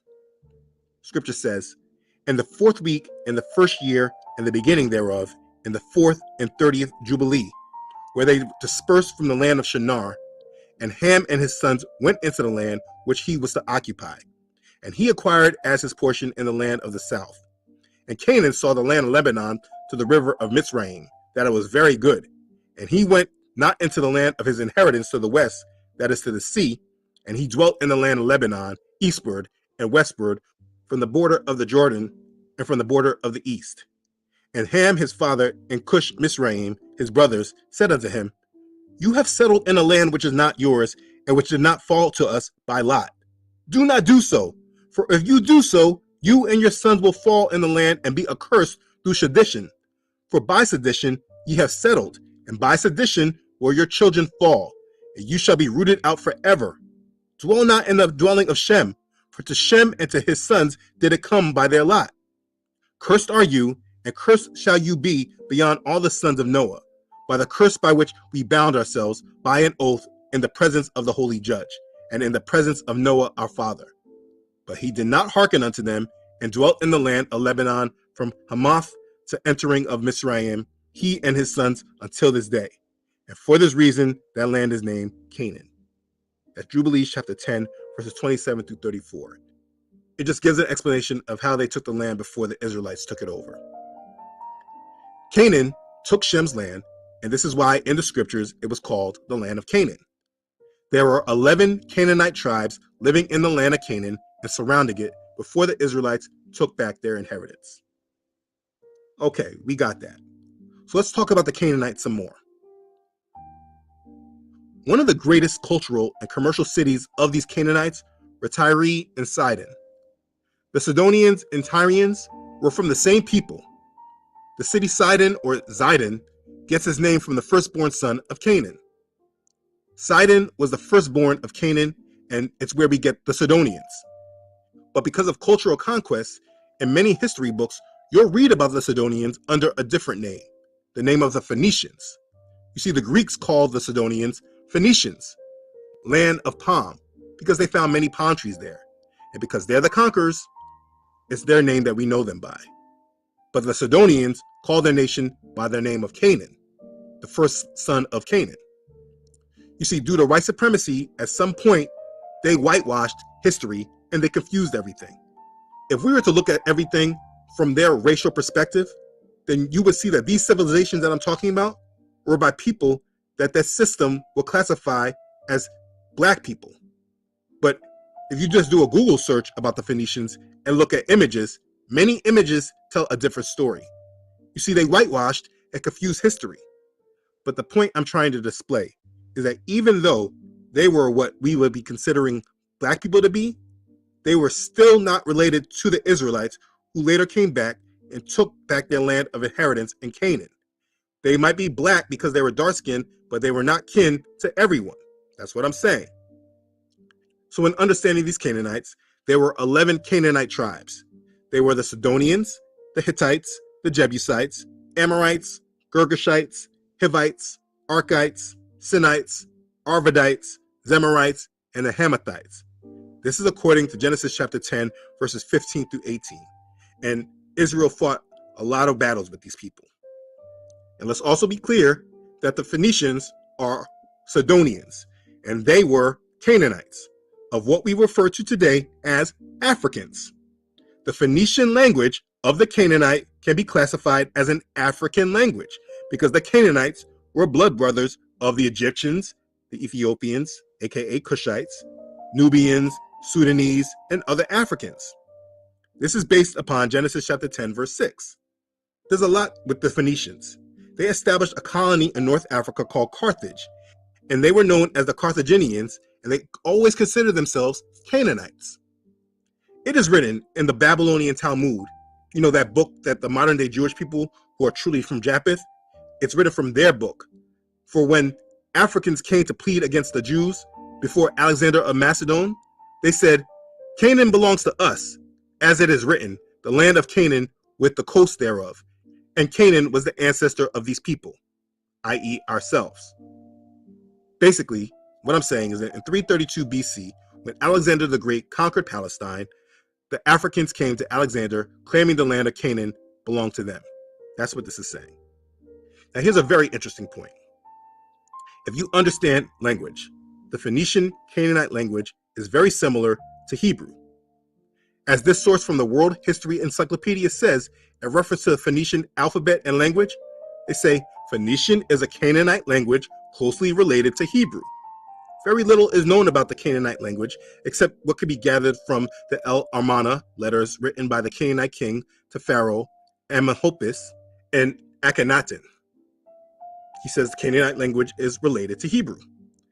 Also, according to Smith's Bible Dictionary, under the term Canaanite, he writes, applies as a general name to the non-Israelite inhabitants of the land, as we have already seen with the case with Canaan. Instances of this are Genesis chapter 12, verse 6, Numbers chapter 21, verse 3. The Canaanites were descendants of Canaan. Their language was very similar to Hebrew. Yeah. You see, we understand this to be true because when Abraham came from the region of Babylon into the land of Canaan, we find this move in Genesis chapter 12, verses 1 through 6. He communicated very well with the inhabitants of this land of Canaan that he was in. He adopted it and made certain modifications, and it became known as Ivri, or what we know as Hebrew. That's the language. Consequently, we can say that the Hebrew Canaanite language is one of African languages. What I'm saying is that Hebrew is not tied to European dialect. That's all I'm explaining here. But the interesting point that I'm getting at is that the English alphabet is derived from two ancient, what we would call African languages: the Phoenician Canaanite alphabet and the Hebrew alphabet. This is according to Herbert Went in his book, It Began in Babel. This is on page 94. The Phoenicians had a very powerful navy. They were a great trading people. When the Phoenicians traded with the Greeks did not have an alphabet. As a result, they adopted the Phoenician alphabet in order to transact business. The Greeks passed this alphabet to the Romans, and the Romans transmitted it to the German Anglo-Saxon tribes. Then it was brought to the British Isles. Now let me show you. The first two letters of the Phoenician and Hebrew alphabet are Aleph and Bet, which is where you get the word alphabet from. You see, what I'm explaining to you is the influence of African culture in our modern world that the majority have no knowledge of because history was whitewashed. White supremacy changed the color of any society that had any influence in order to promote their dominance. And we see that it worked. I mean, look at this book from Captivating History discussing the Phoenicians. The Phoenicians were Canaanites who were Africans. They did not look like this. And if you think that they only did this with this inconsequential nation that we really only know from our alphabet, then you don't really understand how they programmed our idea of the world. But the point that I'm getting at is about the descendants of Ham. All these were the descendants of Ham. This is in Africa. Before Greek conquest, they were the power structure of ancient civilization, and they spread out amongst the continent we know as Africa.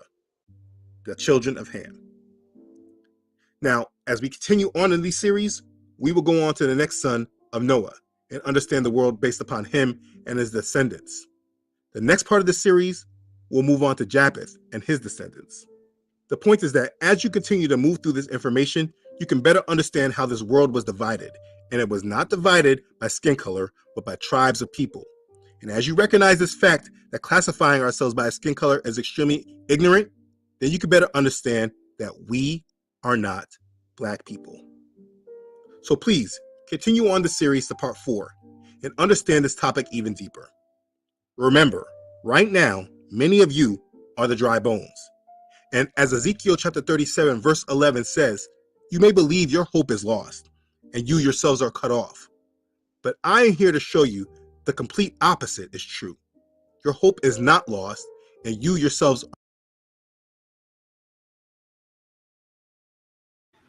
All right, folks, we're going to do part 5. Let's go.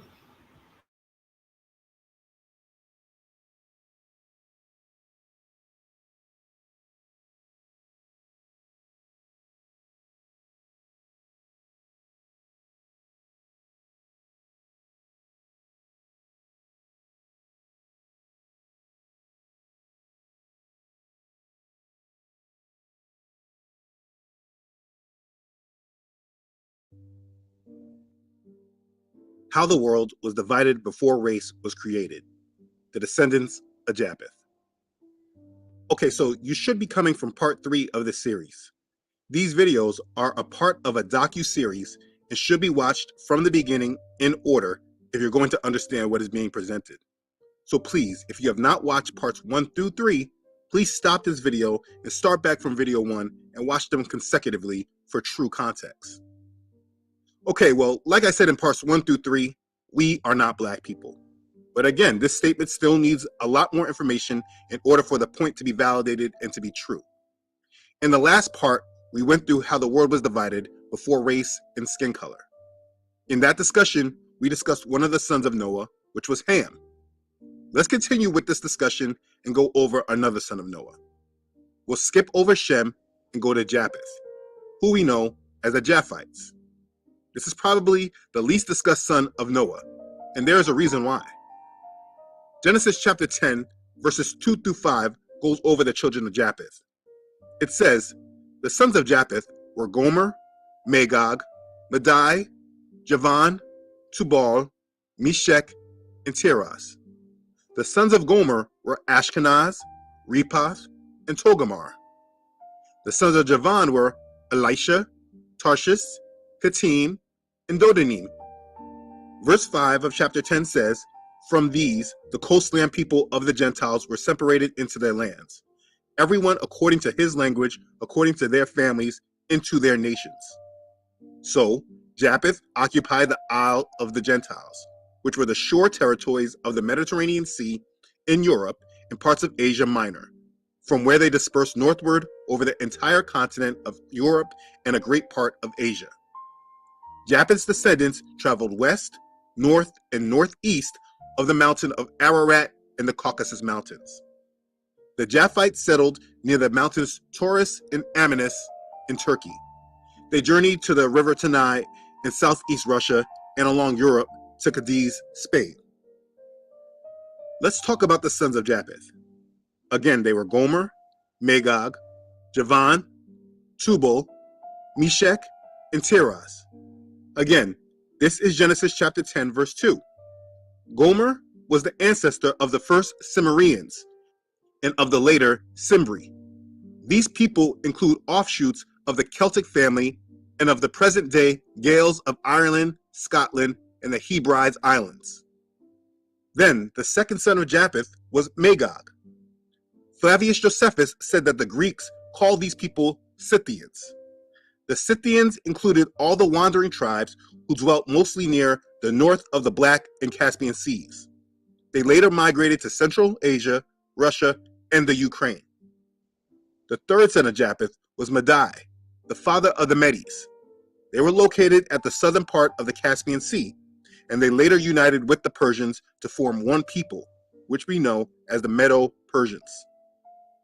The fourth son of Japheth was Javan, better as Yavan, being that the letter J did not exist at their beginning.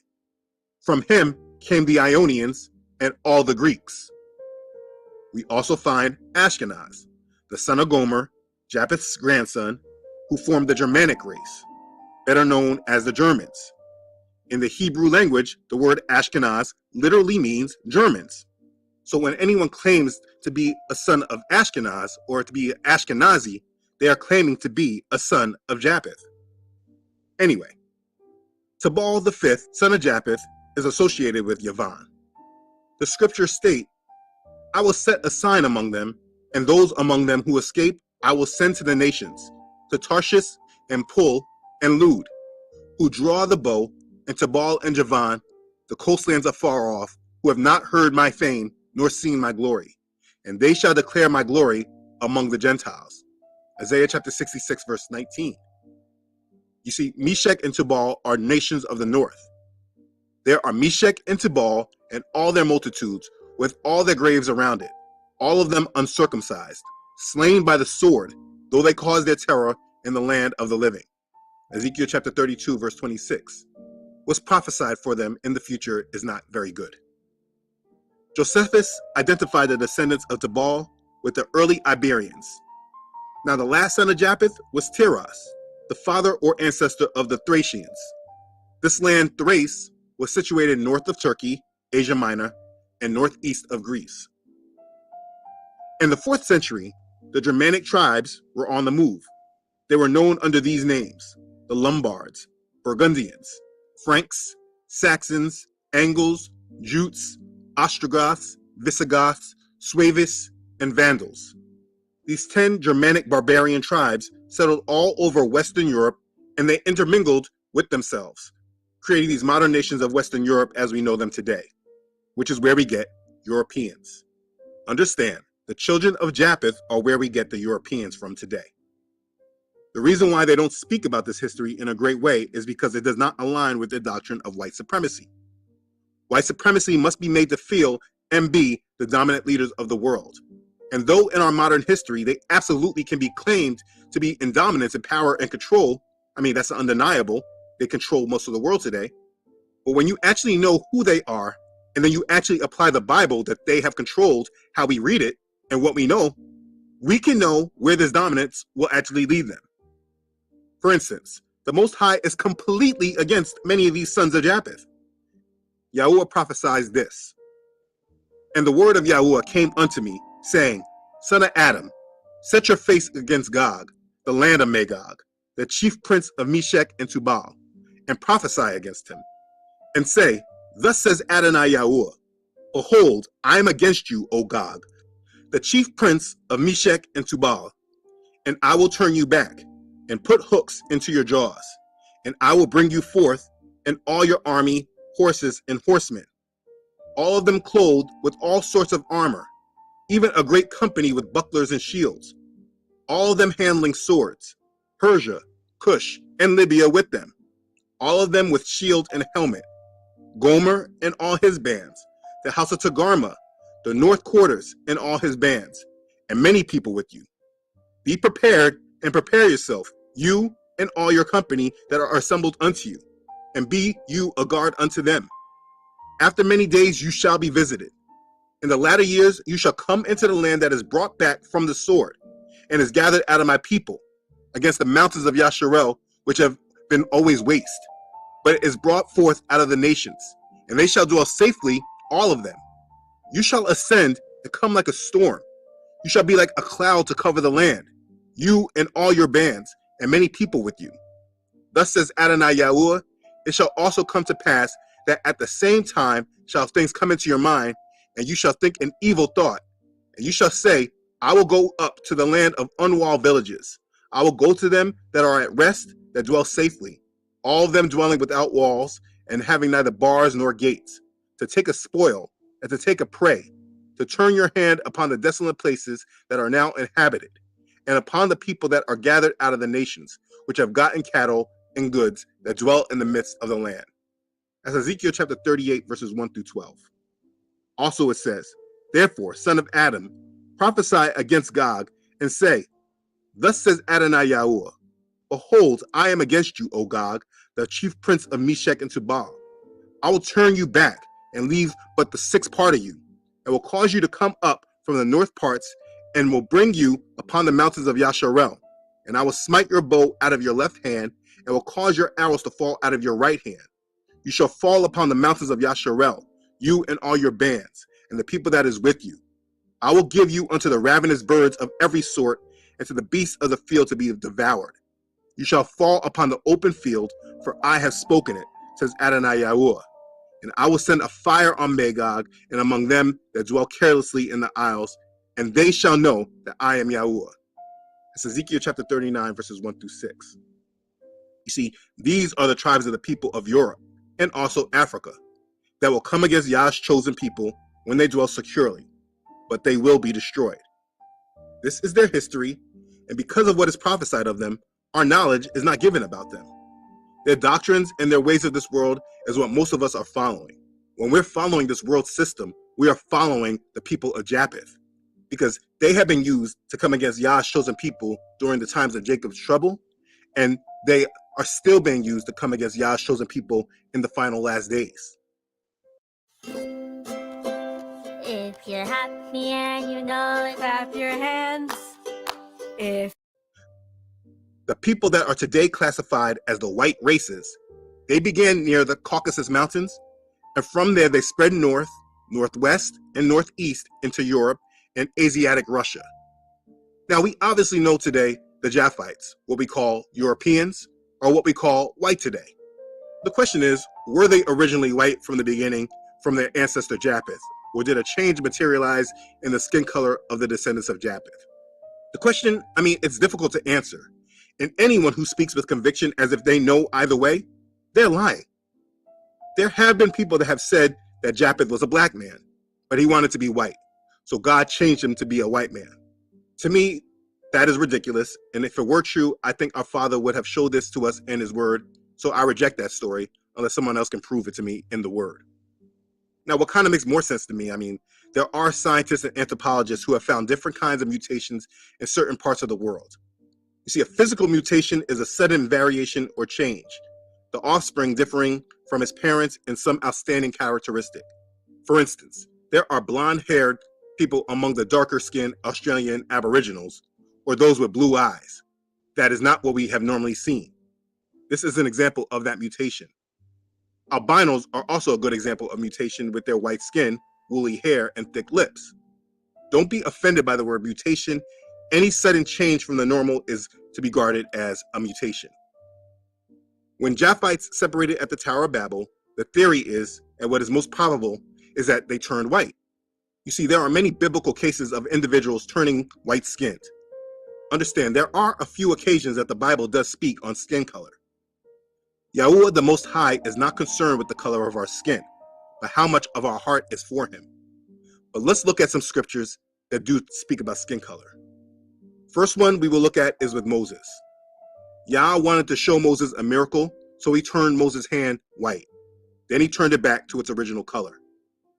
Exodus chapter 4, verses 6 and 7 says, "Furthermore, Yahuwah said to him, 'Now put your hand in your bosom.' And he put his hand in his bosom, and when he took it out, behold, his hand was leprous, like snow. And he said, 'Put your hand in the bosom again.'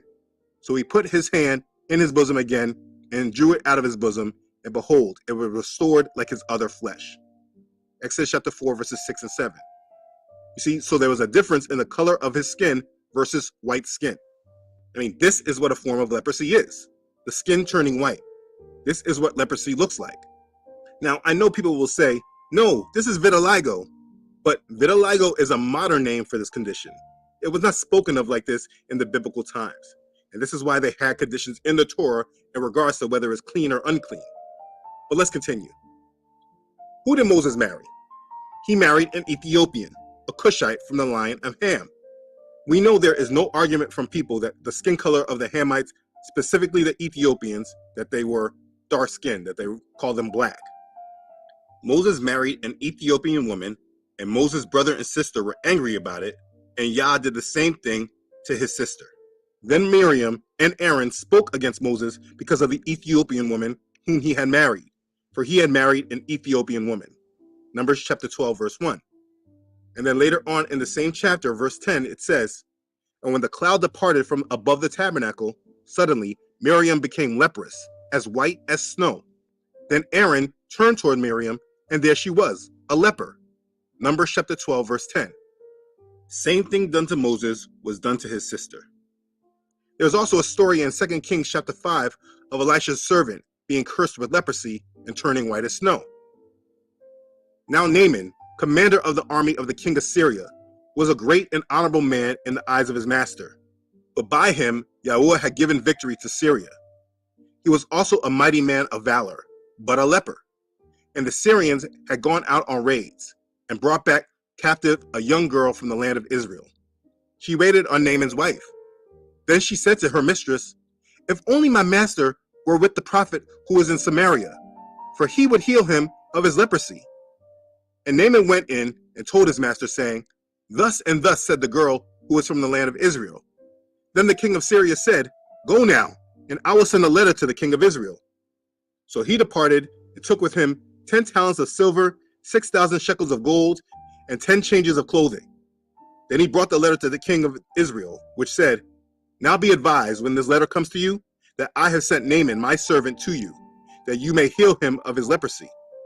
And it happened, when the king of Israel read the letter, that he tore his clothes and said, "Am I Elohim to kill and make alive, that this man sends a man to me to heal him of his leprosy? Therefore, please consider and see how he seeks a quarrel with me." So it was, when Elisha, the man of Elohim, heard that the king of Israel had torn his clothes, that he sent to the king, saying, "Why have you torn your clothes? Please, let him come to me, and he shall know that there is a prophet in Israel." Then Naaman went with his horses and chariot, and he stood at the door of Elisha's house. And Elisha sent a messenger to him, saying, "Go and wash in the Jordan 7 times, and your flesh shall be restored to you, and you shall be clean." But Naaman became furious, and went away, and said, "Indeed, I said to myself, he will surely come out to me, and stand and call on the name of Yahuwah, his Elohim, and wave his hand over the place, and heal the leprosy. Are not the Abana and the Parfa, the rivers of Damascus, better than all the waters of Israel? Could I not wash in them and be clean?" So he turned and went away in a rage. And her servants came near and spoke to him, said, "My father, if the prophet had told you to do something great, would you not have done it? How much more then when he says to you, wash and be clean?" So he went down and dipped 7 times in the Jordan, according to the saying of the man of Elohim. And his flesh was restored like the flesh of a little child, and he was clean. And he returned to the man of Elohim, he and all his aides, and came and stood before him. And he said, "Indeed, now I know that there is no Elohim in all the earth except in Israel. Now, therefore, please take a gift from your servant." But he said, "As Yahuwah lives, before whom I stand, I will receive nothing." And he urged him to take it, but he refused. So Naaman said, "Then, if not, please let your servant be given 2 mule loads of earth. For your servant will no longer offer either burnt offering or sacrifice to other gods, but to Yahuwah. Yet in this thing, may Yahuwah pardon your servant. When my master goes into the temple of Rimmon to worship there, and he leads on my hand, and I bow in the temple of Rimmon. When I bow down in the temple of Rimmon, may Yahuwah please pardon your servant in this thing." Then he said to him, "Go in peace." So he departed from him a short distance. But Gehazi, the servant of Elisha, the man of Elohim, said, "Look, my master has spared Naaman this Syrian, while not receiving from his hands what he brought. But as Yahuwah lives, I will run after him and take something from him." So Gehazi pursued Naaman. When Naaman saw him running after him, he got down from the chariot to meet him and said, "Is all well?" And he said, "All is well. My master has sent me, saying, Indeed, just now 2 young men of the sons of the prophets have come to me from the mountains of Ephraim. Please give them a talent of silver and 2 changes of garments." So Naaman said, "Please, take 2 talents. And he urged him, and bound 2 talents of silver in 2 bags, with 2 changes of garments, and handed them to 2 of his servants. And they carried them on ahead of him. When he came to the citadel, he took them from their hand and stored them away in the house. Then he let the men go, and they departed. Now he went in and stood before his master. Elisha said to him, "Where did you go, Gehazi?" And he said, "Your servant did not go anywhere." And he said to him, "Did not my heart go with you when the man turned back from his chariot to meet you? Is it time to receive money and to receive clothing, olive groves and vineyards, sheep and oxen, male and female servants? Therefore, the leprosy of Naaman shall cling to you and your descendants forever." And he went out from his presence, leprous, as white as snow. That's 2 Kings chapter 5, verses 1 through 27. You see, this curse that Elisha put on Gehazi, this type of leprosy, it affected the reproductive organs in his body. This meant that all his children would produce white offsprings, even though his skin was darker before. So from this, we do know that this can happen. And so while we don't know the origin of the white skin, and I'm not saying it is a curse, obviously, but just that people can change and it can be passed down through descendants, I'm just providing biblical evidence for my claim. So for the question of how did Japheth become white, the answer is I don't have one, nor does anybody, but there is biblical proof that it can happen, and that's all we really need to know. But the classification of skin, it does not matter. That's why I keep trying to say anyway. Please understand that ancient people did not classify races according to skin color, like the modern nations of Europe and America do today. The ancients, including the Greeks and Romans, identified people according to their national or tribal names. They use such names as Visigoths, Vandals, Saxons, Ethiopians, Carthaginians, Yahudim, Arabs, Persians, Babylonians, Egyptians. They did not use the term Negro or Caucasian, which again, these are modern terms. And they definitely did not use the classification of white people and black people. As I said in part 2 of this series, dividing the world along a color line was an idea that originated with the white supremacists in Europe after the Renaissance.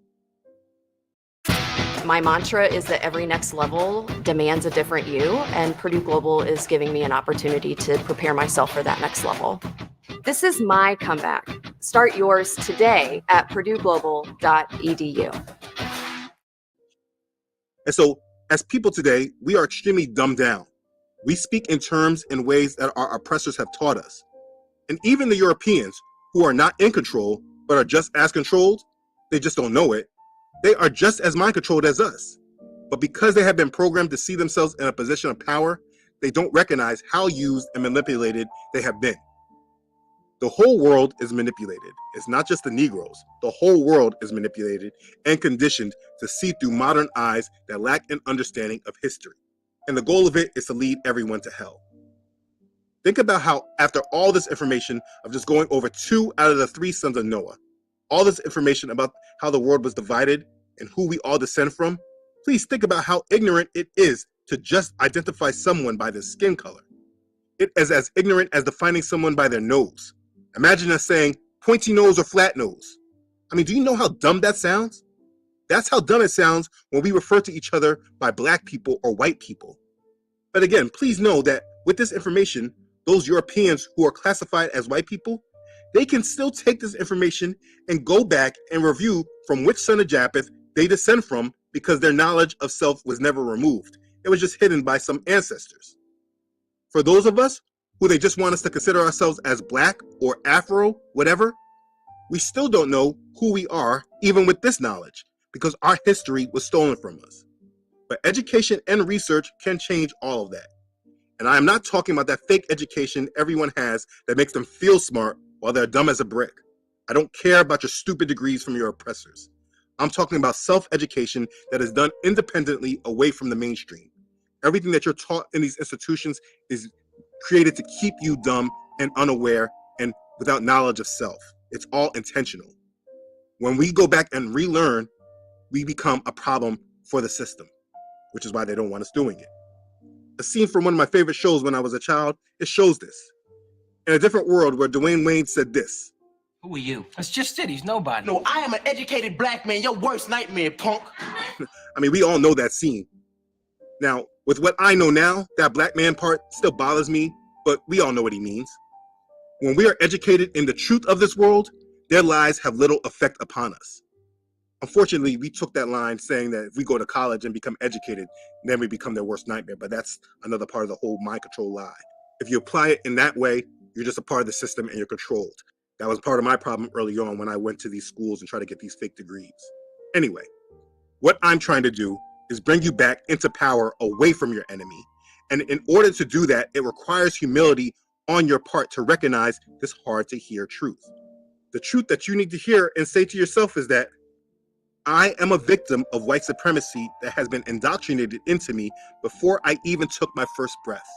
My parents, my grandparents, and their parents were all victims, and it was passed down to me. I know what my oppressors have taught me. I was brought up in their schools and have dedicated my life to being successful in their system. My life has been dedicated to white supremacy, and in order to liberate myself, I need to wake up and stop being controlled and being a tool. You know, it's hard to admit that we are being controlled and that we're a tool, but that's why I say it takes humility. When you actually really understand what they were doing, it allows you to take steps back and actually fix the problem. Now also, for those on the outside of this, you may get triggered when you hear me say white supremacy. I get it, because you yourselves, maybe you're not like this. Let me say that everything that I just repeated is not just for people that look like me, but it goes for you as well. You are under white supremacy too. You might only hear it in a dividing way because you see skin color. It is so much deeper than that, as I'm trying to say. This is unedited truth that needs to be heard, but I do know it's hard to hear. So it's easier to speak against me instead of recognizing all the evidence I've shown and all the truth in this world that points to it. I'm just trying to help you look at things in a different way, from a different vantage point. This is the history of the world, and the Bible is a great source for history that pretty much gets overlooked. As you can see from these last two videos, if you just do the slightest amount of research about these descendants, the history from the Bible is proven true, and it can provide great understanding about our world. So in part 3, we went over the sons of Ham. In this part, we went over the sons of Japheth. In the next part, we will move on to the sons of Shem, and this will give us a strong understanding of the division of this world. For many of you watching, you are the dry bones, and it's time that you are awakened. And this series is going to do just that. So now that you understand more about one of the main classifications in this world through understanding the descendants of Ham and Japheth, please continue on to the next part, and please allow me to explain more to you about the next classification group, which is Shem. I hope this has got you thinking. Right now, like I said, many of you are the dry bones. And as Ezekiel chapter 37, verse 11 says, you may believe your hope is lost, and you yourselves are cut off.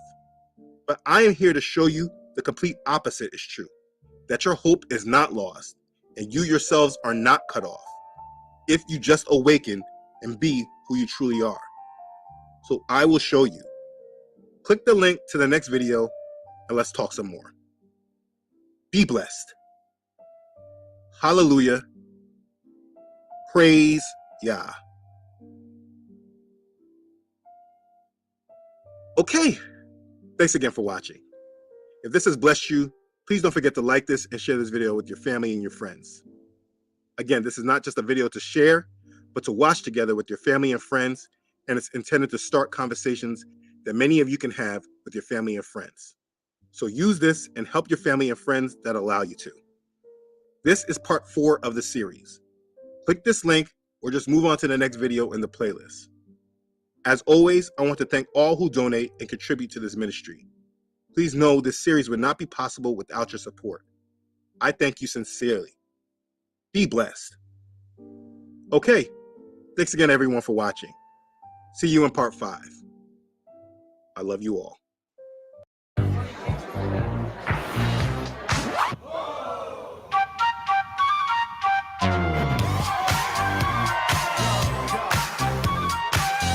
Chupa Chups Melody Pops. Taste the music.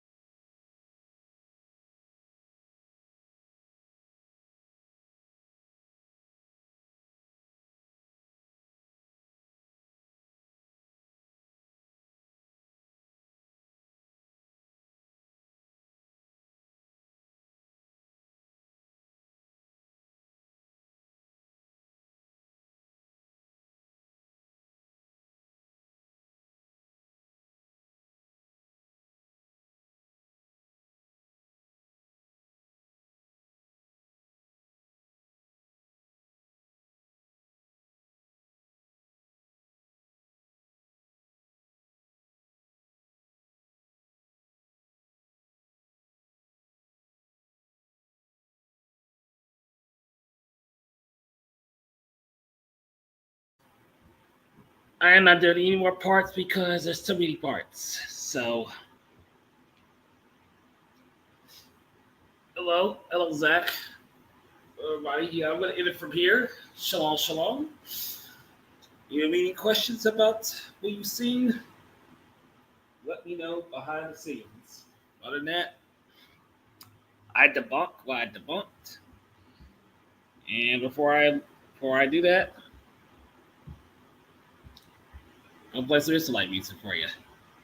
So hold on.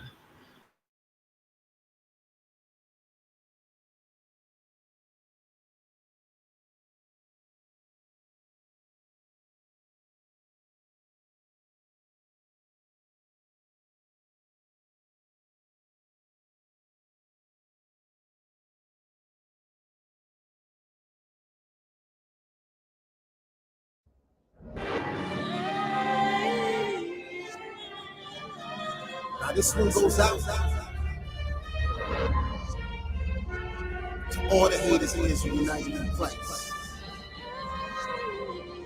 But we just want to let you know how good we see. What's up in this building? Instruct the people. Now this one goes out to all the haters of Israel united in Christ. Because we know you put a lot into hating us all year. So we just want to let you know out there we see you. There's kings up in this building. Look at what we building. We do this for our brothers and our wives and our children. If you ain't rolling with us, better get up out the way. Cause the God that we walking with is not the one to play. There's kings up in this building. Look at what we building. We do this for our brothers and our wives and our children. If you ain't rolling with us, better get up out the way. Cause the God that we walking with is. How many times must we check these fools, correct these fools, dissect these fools? They still running their mouth. That's why nobody don't respect these fools, respect these fools. Know that we don't play, understand. We can do this every day. You think you intelligent, you not even relevant. Understand, you are in the room with an elephant. I step on all your heresies and make the people say, why you didn't listen when we said move out the way? You keep testing us, stressing us. Why you second guessing us, even though you cursing us? God is steady blessing us. We hate to hear when you talk, cause he's a damn liar. So when you say we fell off, we come with more fire. I am not the one to play with these scripts. I will stay with honest. Anyone trying to twist God's words up, we live and die by these laws. So ain't nobody stopping us because there's kings up in this building. Look at what we building. We do this for our brothers and our wives and our children. If you ain't rolling with us, better get up out the way. Cause the God that we walking with is not the one to play. There's kings up in this building. Look at what we building. We do this for our brothers and our wives and our children. If you ain't rolling with us, better get up out the way. Cause the God that we walking with is not the one to play. The elder said we must study for us to get the kingdom, and then go teach our people because we got to bring them to the Lord, cause they so lost. They living in sin, they destroyed, and they going off. And then he told me, God is calling me, so make this a priority. If you see any wickedness, rebuke with all authority. Cause our people are sick, give them this medicine, or God gon' put their lights out like our medicine. I love my people, I don't wanna see them die, but the way that they be living, man, it make you wanna cry. Cause if nobody helping them, no one's doing a thing. So God is gonna raise up some kings, that's why there's kings up in this building. Look at what we building. We do this for our brothers and our wives and our children. If you ain't rolling with us, better get up out the way. Cause the God that we walking with is not the one to play. There's kings up in this building. Look at what we building. We do this for our brothers and our wives and our children. If you ain't rolling with us, better get up out the way. Cause the God that we walking with is not the one to play.